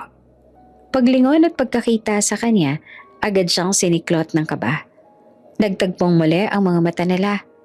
Parang nalunod siya sa bigat ng titig ni Alex. Umupo siya. Pinilit niyang itago ang panginginig ng mga kamay niya. Si Alex ang unang nagsalita. Tahimik pero mabigat. 6 years ago. Para siyang binagsakan ng mundo. Napakuyom si Lina ng palad. Hindi. Hindi niya pwedeng aminin. Hindi siya pwedeng mahuli. Hindi siya pwedeng malaman itong katotohanan. Mabilis siyang umiling. Sir, hindi ko po alam ang sinasabi ninyo. Nakakunot ang noo ni Alex. Parang hindi kumbinsido. Alam mo, nakita kita noon. Sigurado ako na ikaw yan. The gift girl. At my stag party. Sir, hindi po ako ganong klaseng babae. Nanginig ang boses niya. Probinsyana lamang po ako. Nakipagsapalaran ako dito sa Maynila para mabuhay. Hindi ko po alam ang sinasabi ninyo. Mas lalong lumalim ang titig ni Alex. Lina, I know your name. Marami pong Lina. Mabilis siyang sagot. Kung ano man yun, hindi po ako yun. Ilang segundo silang magkaharap. Napakatagal ng katahimikan. At sa huli, si Alex ang unang bumitaw. Fine. Mahina niyang sabi. Hindi siya kumbinsido. Kita iyon sa mukha niya. Pero para bang pinili niyang wag nang ipilit. Para bang ayaw niyang manakit. O baka ayaw niyang gumawa ng eksena. Pwede ka nang umalis. Tumayo agad si Lina. Halos ang mamadaling lumabas ang opisina. Dalang kaba na halos hindi magkasya sa dibdib niya. At sa hindi niya inaasahan, 1 linggo lang ang lumipas, may lumabas na memo. Promotion. Si Lina naging head ng maintenance. Nagkalat ang bulong-bulungan sa crew lounge. Bakit siya? Bagong-bago pa lamang siya. Nako, swerte niya. Pero to be fair masipag na naman talaga siya. Baka naman magaling talaga. Tahimik lang si Nina. Hindi niya alam kung dapat ba siyang matuwa o matakot. At hindi niya alam, si Alex ang nag-request noon. Hindi dahil sa kung ano-ano, pero para lang may excuse siyang makita ito. Para mapalapit. Para makausap. Hindi alam ni Lina. Wala siyang ideya. Sa bahay, si Atlas ay abala sa paglalaro ng laruan niyang airplane. Nakaupo sa sahig. Umiikot-ikot ang maliit na eroplano sa hangin habang ginagawa niyang sound effects na parang totoong makina. Napangiti si Lina at lumuhod sa tabi ng anak. Aba, nahihilig ka sa eroplano anak? Gusto ko pong maging piloto, mama. Natigilan si Lina. Parang tinamaan ng malakas na kidlat ang puso niya. Piloto, katulad ng ama nito. Hindi niya alam kung tadhana ba o biro iyon ang kapalaran. Tahimik lang siya. Hindi niya alam paano mag-react. Mama, bakit hindi po kayo nakikinig? Tanong ni Atlas habang kumakaway pa ang maliit na airplane. Pagod lang si mama anak. Sagot ni Lina Kahit alam niyang hindi iyon ang totoo. Napansin ni Sam na parang ibang ugali ng ate niya. Lalo na nung mapansing nakatulala ito habang nagluluto. Kaya lumapit siya kay Lina kinagabihan. Ate, may problema ba? Tanong ni Sam na tahimik ang boses. Kanina ka pa parang malayong isip. Hindi naman nakatingin si Lina sa kapatid. Nanatili siya nakatitig sa sahig. Sam, nakita ko na ulit ang tatay ni Atlas. Nanlaki ang mata ni Sam. Ano ate? Anong gagawin mo ngayon? Umiling si Lina, nanginginig. Hindi ko alam. Natatakot ako, Sam. Paano kung alamin niya? Paano kung kunin niya sa akin si Atlas? Pero ate, hindi mo naman matatago habang buhay ang katotohanan. Hindi maiiwasan na isang araw, magtatanong din si Atlas. Deserve niya makilala ang tunay niyang tatay. Deserve niya rin ang magandang buhay. Masama ang pumasok sa dibdib ni Lina. Bakit sa tingin mo, hindi ko kayang ibigay yon kay Atlas? Tanong niya na may bakas ng hinanakit sa boses niya. Hindi naman sa ganon, te. Sagot ni Sam na nahihiya. Pero kasi, ako ang nanay ni Atlas. Pagpipigil ni Nina, pinupunasan ng luhang hindi niya napansing tumulo.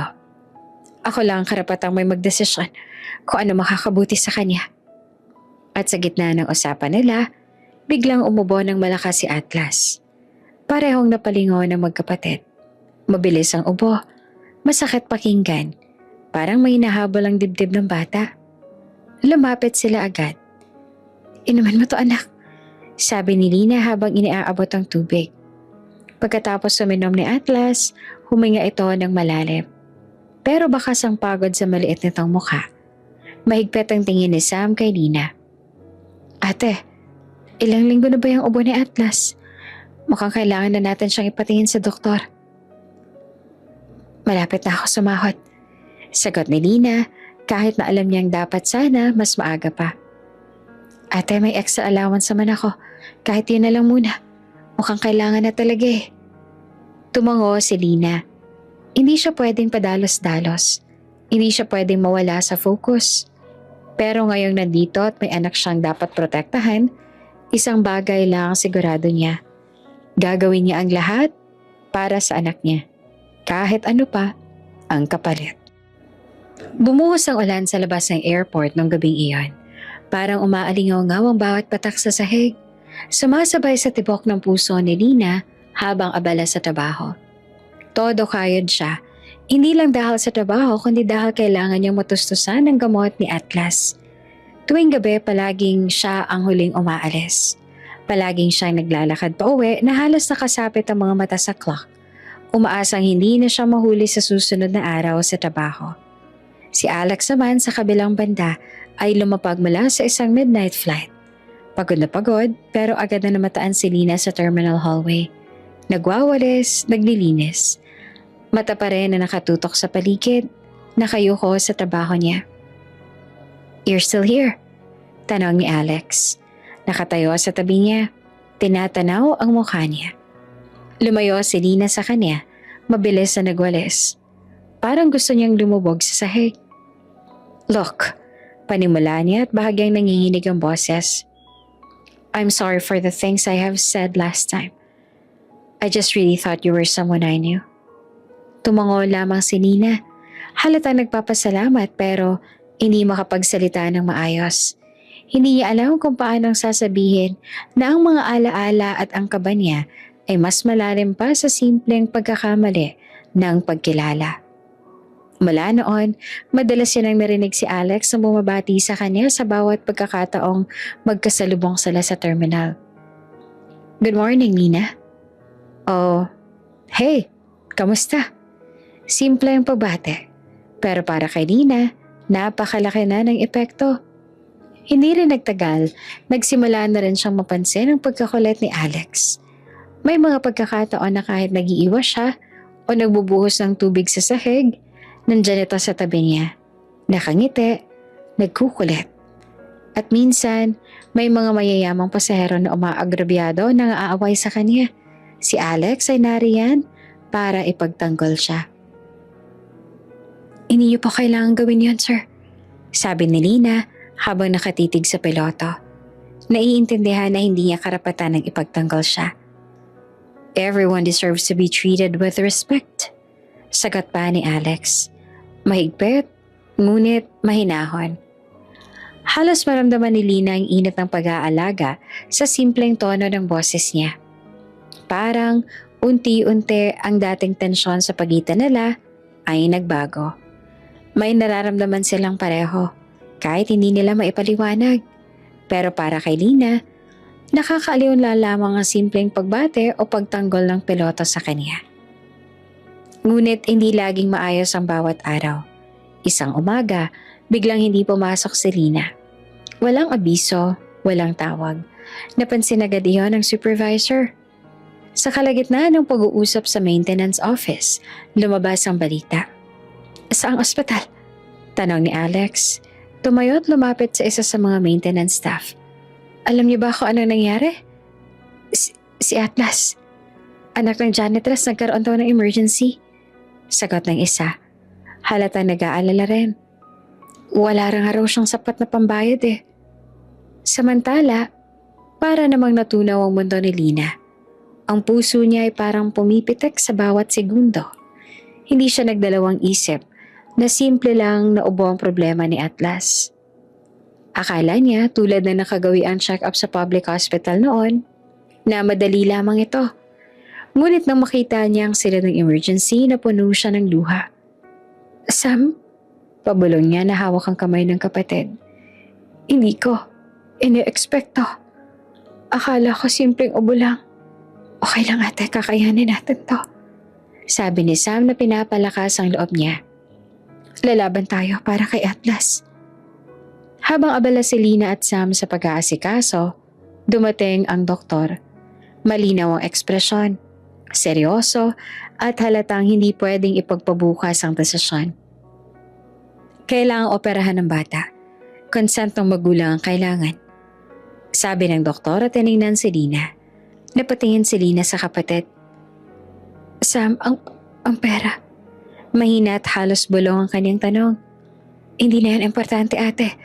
Ang mahalaga ligtas si Atlas. Sagot ni Sam.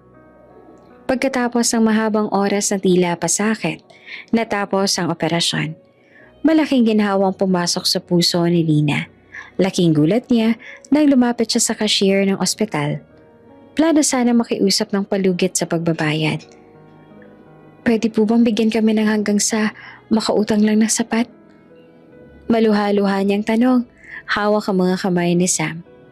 Ngunit bago pa niya maipaliwanag ang buong sitwasyon, may sagot ang cashier. Lahat po ng expenses bayad na? Mahinang sabi niya na nakatingin kay Lina. Napalingon si Lina. Napaluhod siya. Ang mga mata niya ay puno ng luha. At nakita niya ang tao sa kabilang dulo ng silid. Si Alex. Tahimik siya. Nakangiti ng kaunti. Ngunit ang mga mata niya ay puno ng malasakit at pangunawa. Wala siyang sinabi. Wala siyang dahilan. Wala siyang pakialam sa ibang tao sa ospital. Ngunit sa simpleng aksyon na iyon, sa pagbabayad ng gastos sa ospital ni Atlas, alam ni Lina sa puso niya na may isang tao sa mundo na nagmamalasakit hindi lamang sa kanya, kundi sa kanyang anak. Hindi niya alam kung paano sasabihin ang nararamdaman niya.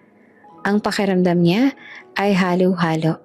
Pasasalamat, pagkabigla, at ang hindi maipaliwanag na init na dumadaloy sa dibdib niya. Alex, nanginginig ang boses niya. Luha pa rin ang bumabalot sa mata. Ngunit tumango lamang si Alex. Walang salita. Parang sinasabi niyang lahat sa simpleng pagkilos. Para kay Lina, iyon ay sapat. Hindi makapaniwala si Alex sa nangyari. 6 na taon ang lumipas at ngayon, nakaharap niya muli ang babae at ang bata na uning beses siyang makilala. Lumipas ang gabi sa ospital at habang nakaupo siya sa tabi ng kama ni Atlas, binilangan niya sa isip. 6 na taon. 6 na taon mula ng gabing iyon. At ang edad ng bata, Kapareho ng huling naalala niya nung nagkita sila. Hindi pwedeng kutob lang iyon. Totoo. Huminga siya ng malalim. Pinilit pakalmahin ang sarili. Malalim ang kaba sa dibdib niya. Hindi niya inaasahan na darating ang araw na muling magkikita sila sa ganitong paraan. Tumungo siya kay Lina. Pinanood ang bawat kilos, bawat ekspresyon. Nakita niyang pag-iyak, ang kaba, ang takot na baka kunin niya si Atlas. Lina, malumanay niyang sabi. Siya? Anak ko ba siya? Ang bata? Biglang lumuhod si Lina sa sahig. Mahigpit na niyakap ang katawan niya at umiyak ng buong puso. Huwag mo siyang kunin, please. Huwag mo siyang kunin. Pabulong niya ang sambit. Parang buong mundo niya ay nakatali sa bata. Humina ang dibdib ni Alex. Ramdam niya ang bigat ng mga salita ni Lina. Ang pagkabigla at takot. Alam niyang wala siyang intensyon na kunin si Atlas. Pero alam niya rin na anak niya ang bata. At bilang ama, gusto niyang tumulong. Gusto niyang protektahan. Mahigpit niyang niyakap si Lina. Hindi ko siya kukunan, Lina. Hindi. Pero hayaan mo akong tumulong. Hayaan mo akong alagaan siya. Kahit sa simpleng paraan. Hindi nagsalita si Lina. Napaluha lamang siya sa yakap ni Alex. Ramdam ang init at pangunawa na matagal niya nang hinahanap-hanap. Para siyang nahulog sa isang mundo kung saan may nagmamalasakit hindi lamang sa kanya kundi sa anak niya. Sa mga sumunod na araw, sinamahan ni Alex si Lina sa ospital hanggang sa tuluyang makarecover si Atlas. Bawat oras na kasama nila ang bata, unti-unti ring nawala ang takot ni Lina. Ramdam niya na may taong handang tumulong, handang maging kasama, hindi bilang banta kundi bilang suporta. Pagkatapos ng ilang linggo, pinakilala na ni Alex si Atlas sa mundo niya. Isang araw, dinala niya si Atlas sa terminal. At sa harap ng ilan niyang kaibigan at kasamahan, sinabing, Atlas, gusto kong ipakilala sa iyo ang mundo ko. Ang mundo ng mga taong magmamalasakit sa iyo. Tahimik lang si Lina sa tabi. Napaluha siya sa emosyon. Salamat. Wika niya. Maluha-luha. Halos hindi makapagsalita. Salamat sa lahat, Alex. Talagang handa rin akong bayaran ng lahat. Para sa lahat ng tulong. Ngunit tumango lamang si Alex, may kaunting ngiti. Huwag na, Lina. Hindi naman yan ang punto ko. Pero may isang kondisyon lang. Pakiusap lang. Pinilit niyang ngumiti sa harap ni Lina. Hayaan mo si Atlas na maranasan ang mundo ko. Kilalanin ang mga tao. At makipagkaibigan. Huwag mo siyang limitahan dahil sa nakaraan. Hayain mo akong maging ama niya. Hindi naman makapaniwala si Lina. Alam niyang mahirap. Alam niyang maraming tao sa paligid ni Alex, lalo na sa airport. Mga flight attendants na may gusto sa kanya. Pati ang ilang pamilya ng piloto ay tiyak na magmamaliit sa kanya at sa bata. Alam niyang siya ang dahilan ng pagkasira ng engagement ni Alex noon. Ngunit hindi agad naging madali. Sa umpisa, may kaunting tensyon sa pagitan nila. Sa opisina, may mga flight attendants at iba pang empleyado na nakatingin kay Lina na may halong panghuhusga. Alam nilang siya ang dahilan ng pagkasira ng engagement ni Alex noon. Isang beses, habang nag-i-inspeksyon sa terminal, may flight attendant na napatalisod kay Lina. May isa pa na sinisigaw-sigawan siya. Halos mapaiyak si Lina sa sobrang kahihiyan. Lumapit si Alex. Nakatingin sa babae na parang nakikilala ang damdamin ng iba. Lina is a human being. Wala ba kayong respeto o decorum? Gusto niyo bang ipatanggal ko kayo? Have you forgotten that my family owns this airline? Mahigpit, ngunit mahinahon ang tono niya. Sa mga sandaling iyon, napagtanto ni Lina na sa kabila ng panghuhusga tingin ng iba, may isang tao na naninindigan sa kanya. Napaluhod siya, napaluha, at napangiti sabay yakap sa Alex. Hindi naglaon, mas lalo pang naging malapit ang dalawa. Ang bawat araw ay napuno ng tawanan. kwentuhan at simpleng moments. Pagkain sa terminal, pagsama sa playground ni Atlas, kahit simpleng coffee break sa lounge. Unti-unti naramdaman nila ang maling pag-uspong ng damdamin. Lina, huwag mong pansinin ang sinasabi nila, hindi yan totoo. Ang mahalaga ay ang bata at ikaw. Minsan pa may flight attendant na nananaray kay Lina. Huminga ng malalim si Alex. Lumapit at mahigpit na ipinagtanggol ang babae. Lina is part of my son's life. Huwag niyo siyang maliitin. Lalo pang lumakas ang loob ni Lina. Ramdam niya na sa kabila ng lahat, may isang tao sa mundo na hindi niya kailangang katakutan. May isang tao na handang ipagtanggol siya. Handang panindigan ang kaniyang anak. Dahil sa gabay at proteksyon ni Alex, unti-unti ring naipakilala ni Lina si Atlas sa iba. Hindi iyon naging madali. May mga titig, may mga bulong, may mga pagtatawa sa likod. Pero sa bawat pagkakataon naroon si Alex, nakatayo sa tabi nila, handang ipagtanggol at panindigan ang bawat hakbang na ginawa nila para kay Atlas. Parang isang bagyong matagal na naipon, na ngayon ay unti-unting humupa. Hindi pa rin perpekto ang mundo. Ngunit para sa unang pagkakataon sa 6 na taon, si Lina ay nakaramdam ng kapayapaan. Si Atlas naman hindi niya alam kung anong lahat ng nangyayari, ngunit ramdam niya ang init at pagmamahal mula sa 2 taong pinakamahalaga sa kanya. At si Alex, para siyang isang gabay na tahimik, ngunit palaging nararoon. Handang maging sandalan, handang maging proteksyon para sa babae at bata na matagal niyang iniwan. Ngunit ngayon ay naroon na, hindi na mawawala. Sa wakas, sa gitna ng stress, ng pamamaliit at mga matagal na sakit ng nakaraan, unti-unti nilang naramdaman na maaaring may bagong simula. Isang simula para sa kanila, para kay Atlas, at para sa bagong buhay na babangon sa pagitan nila. Lumipas pa ang ilang buwan at sa wakas, natanggap na rin ng buong mundo si Alex, sina Lina at Atlas. Hindi na lang basta bilang mga tao na kailangan niyang tulungan, kundi bilang bahagi na rin ng buhay niya. Sa bawat araw na lumilipas, mas lalo niya nakikita kung gaanong kahalaga ang dalawa sa kanya. At sa bawat sandali, ramdam niya ang bigat at ganda ng responsibilidad na dala ng pagiging ama at kasama ni Lina. Sa opisina, hindi na nagtatago si Lina. Hindi na siya natatakot sa mga titig ng mga flight attendants o sa mga bulong ng iba pang empleyado. Alam niyang nandyan si Alex. Nakatingin, handang ipagtanggol at ipakita sa lahat na may lugar siya sa mundo nito. Sa umpisa, natatakot siya sa posibilidad na malaman nila ang nakaraan, na baka may humusga o bumaba ang tingin sa kanya. Pero sa presensya ni Alex, parang may karagdagang lakas siya. Habang lumilipas ang mga araw, napalapit sila sa isa't isa. Hindi nila sinasadya, ngunit sa bawat pagkakataong magkasama sila, may nararamdaman silang bago.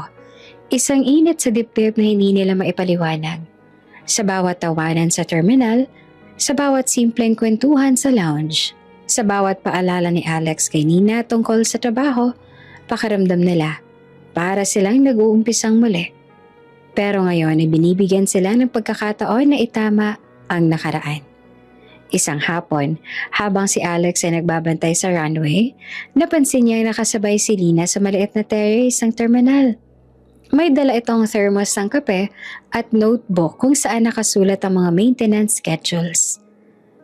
Alam mo, Lina, malumanan yung wika at pinagmasta ng mga eroplano na bumababa at tumataas. Ang dami kong na-miss na simpleng bagay, tulad ng pagtawa mo at ang paraan ng pangiti mo. Napatingin si Lina sa kanya, bahagyang namumula ang pisngi. Alex, hindi ko alam kung paano sasabihin, pero na-miss din kita. Parang tumigil ang oras sa sandaling iyon. Ang mga mata nila ay nagtagpo at para bang nag-uusap ang damdamin nila na hindi gumagamit ng salita. Hindi nila kailangan pang magpaliwanag. Ramdam nila ang koneksyon na matagal nang hindi napapansin. Siguro, Sagot ni Alex. Mahina ngunit matatag. Para tayo nagliligawan ulit. Parang 6 na taon nang wala. Pero ngayon may pagkakataon na tayong muli. Napangiti si Nina kahit may luha sa mata. Oo, parang gano'n na nga. Dumating si Atlas, tumatakbo papunta sa kanila. Halatang excited. Mama, Papa, tingnan niyo po, lumilipad ng eroplano. Hawak ang maliit na laruan, tiningnan niya sina Alex at Tina. Sabay ngiti na naglalarawan ng walang katapusang saya. Para sa bata, simple lang ang mundo. May 2 taong nagmamahal sa kanya at handang alagaan siya. Talaga anak? Sabi ni Lina, hawak ang ulo ni Atlas. Ang galing mo, gusto mo bang maging piloto balang araw? Tumango ng buong tapang si Atlas. Opo mama, kagaya ni Papa. Napangiti si Lina. Ramdam niya sa puso niya, kahit na natatakot, may isang bagay na nagbibigay lakas sa kanya. Ang presensya ni Alex sa tabi nila. Isang gabi, matapos ang mahabang araw ng trabaho, tumigil si Alex sa tabi ni Lina sa garden ng airport. Nakatingin siya sa liwanag ng runway, pero ramdam niya ang init ng presensya ng babae sa tabi niya. Lina, malumanay niyang sabi. Hindi ko na kayang itago pa. Mahal kita. Napatingin si Lina sa kanya. Ang mga mata niya puno ng luha, ngunit ang labi niya ay ngumiti. Alex, mahal din kita. Para kay Atlas, para silang nagdiwang ng isang bagong simula. Napakaliwanag ng mundo sa mata ng bata. Sobrang saya niya. Hindi niya maipaliwanag ang damdamin, pero ramdam niya. Masaya ang pamilya niya. Kompleto at ligtas sa pagmamahal.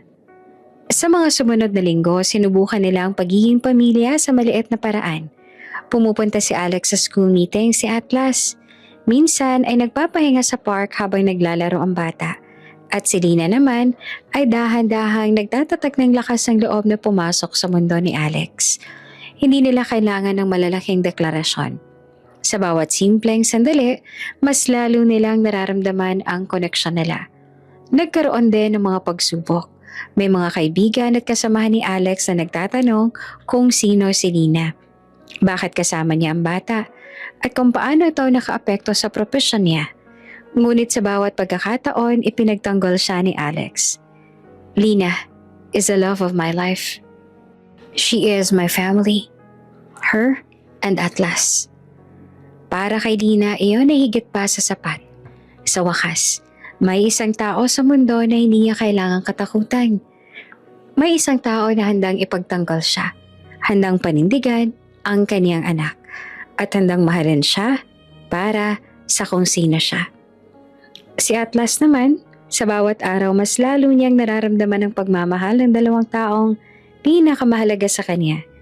Hindi niya alam ang lahat ng nangyayari, ngunit ramdam niya ang init at proteksyon na hindi niya naranasan noon. Sa wakas, 6 na taon na pagtatapos ng gabing iyon, unti-unti silang nabuo. Si Alex, si Lina at Atlas. 3 tao na nagtatayo ng bagong simula sa kabila ng lahat ng nakaraan. Habang nakayakap sa isa't isa sa garden ng airport, ramdam ni Lina at Alex na kahit ano pa man ang pagsubok na dumating sa kanila, magkasama sila. At sa wakas, 6 na taon na nakalipas, ang nakaraan ay nagbukas ng daan para sa bagong simula. Para sa kanila at para sa kanilang anak. Ang huling ngiti ni Atlas bago matulog ay parang pangako sa hinaharap. Isang hinaharap na puno ng pagmamahal, proteksyon at masayang pamilya. Ang araw ng kasal ay dumating na rin.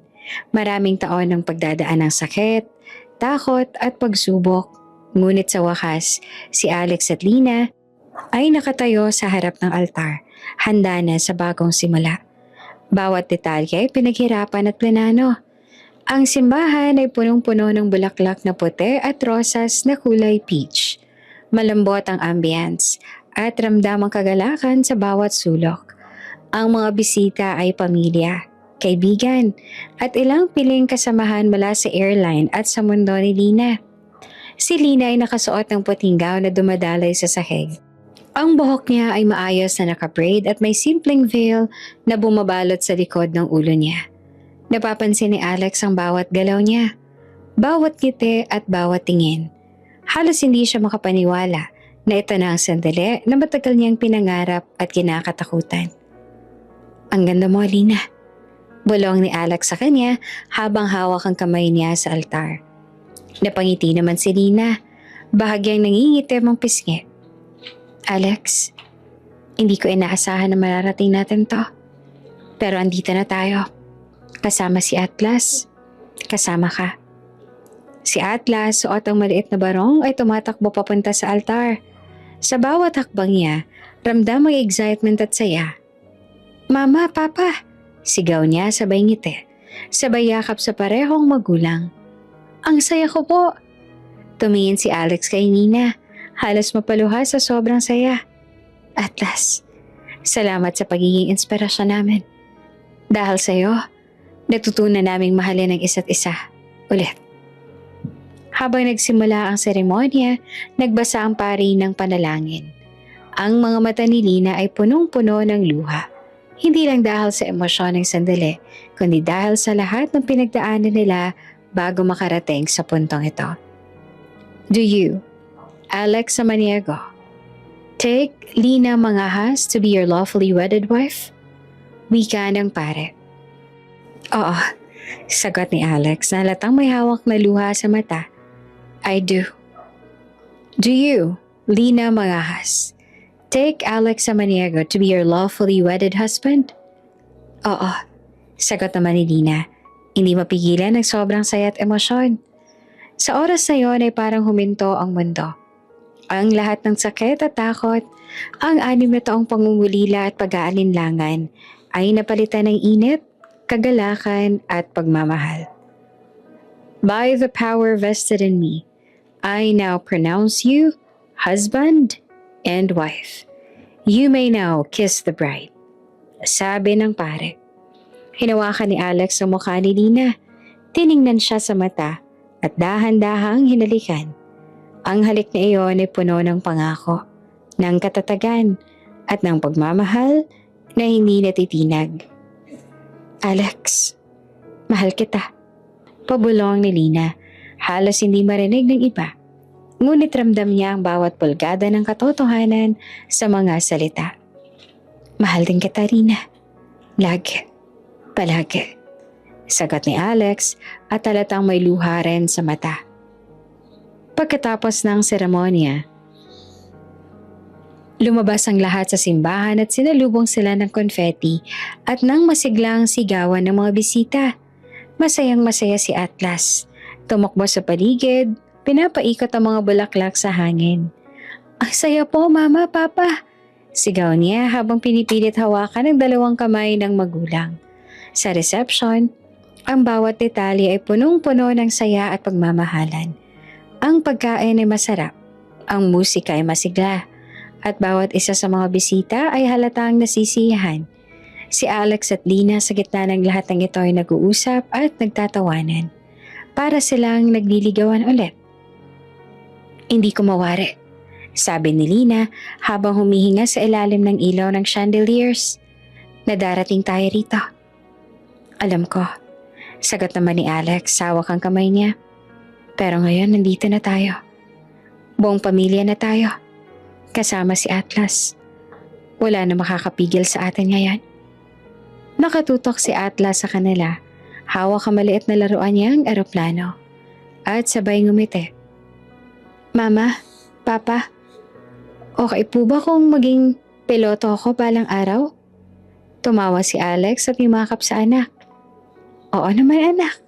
Gagawin namin ang lahat para suportahan ka. Si Lina naman ay yumakap sa 3 nila. At gagawin namin ang lahat, Atlas. Hindi ka namin iiwanan. Lagi kaming nandito para sa'yo. Sa gitna ng gabi, habang nag-uusap ang mag-asawa at naglalaro si Atlas sa paligid, napagtanto nila na sa wakas, natagpuan nila ang kapayapaan. Ang lahat ng pinagdaanan, ang sakit, ang pagkakalayo sa isa't isa ay nagbigay daan sa isang matibay at mas tapat na pagmamahalan. Si Alex sa wakas ay may pamilya na. Si Lina sa wakas ay may katatagan at kaligayahan. At si Atlas sa wakas ay may dalawang magulang na handang mahalin at protektahan siya. Palagi at walang kapantay. Ang araw ng kasal ay nagtapos sa isang simpleng fireworks display sa likod ng venue. Habang si Atlas ay tumitingin sa mga ilaw na naglalaro sa langit, sabay hawak ang kamay ni na Alex at Lina. "Ang saya po, Mama, Papa," sabi ni Atlas at parang hindi makapaniwala sa kagandahan ng gabi. Ngumiti si Alex at Lina. Nagkatinginan at sabay na bulong. "Oo anak, masaya na tayo. Masaya na talaga tayo."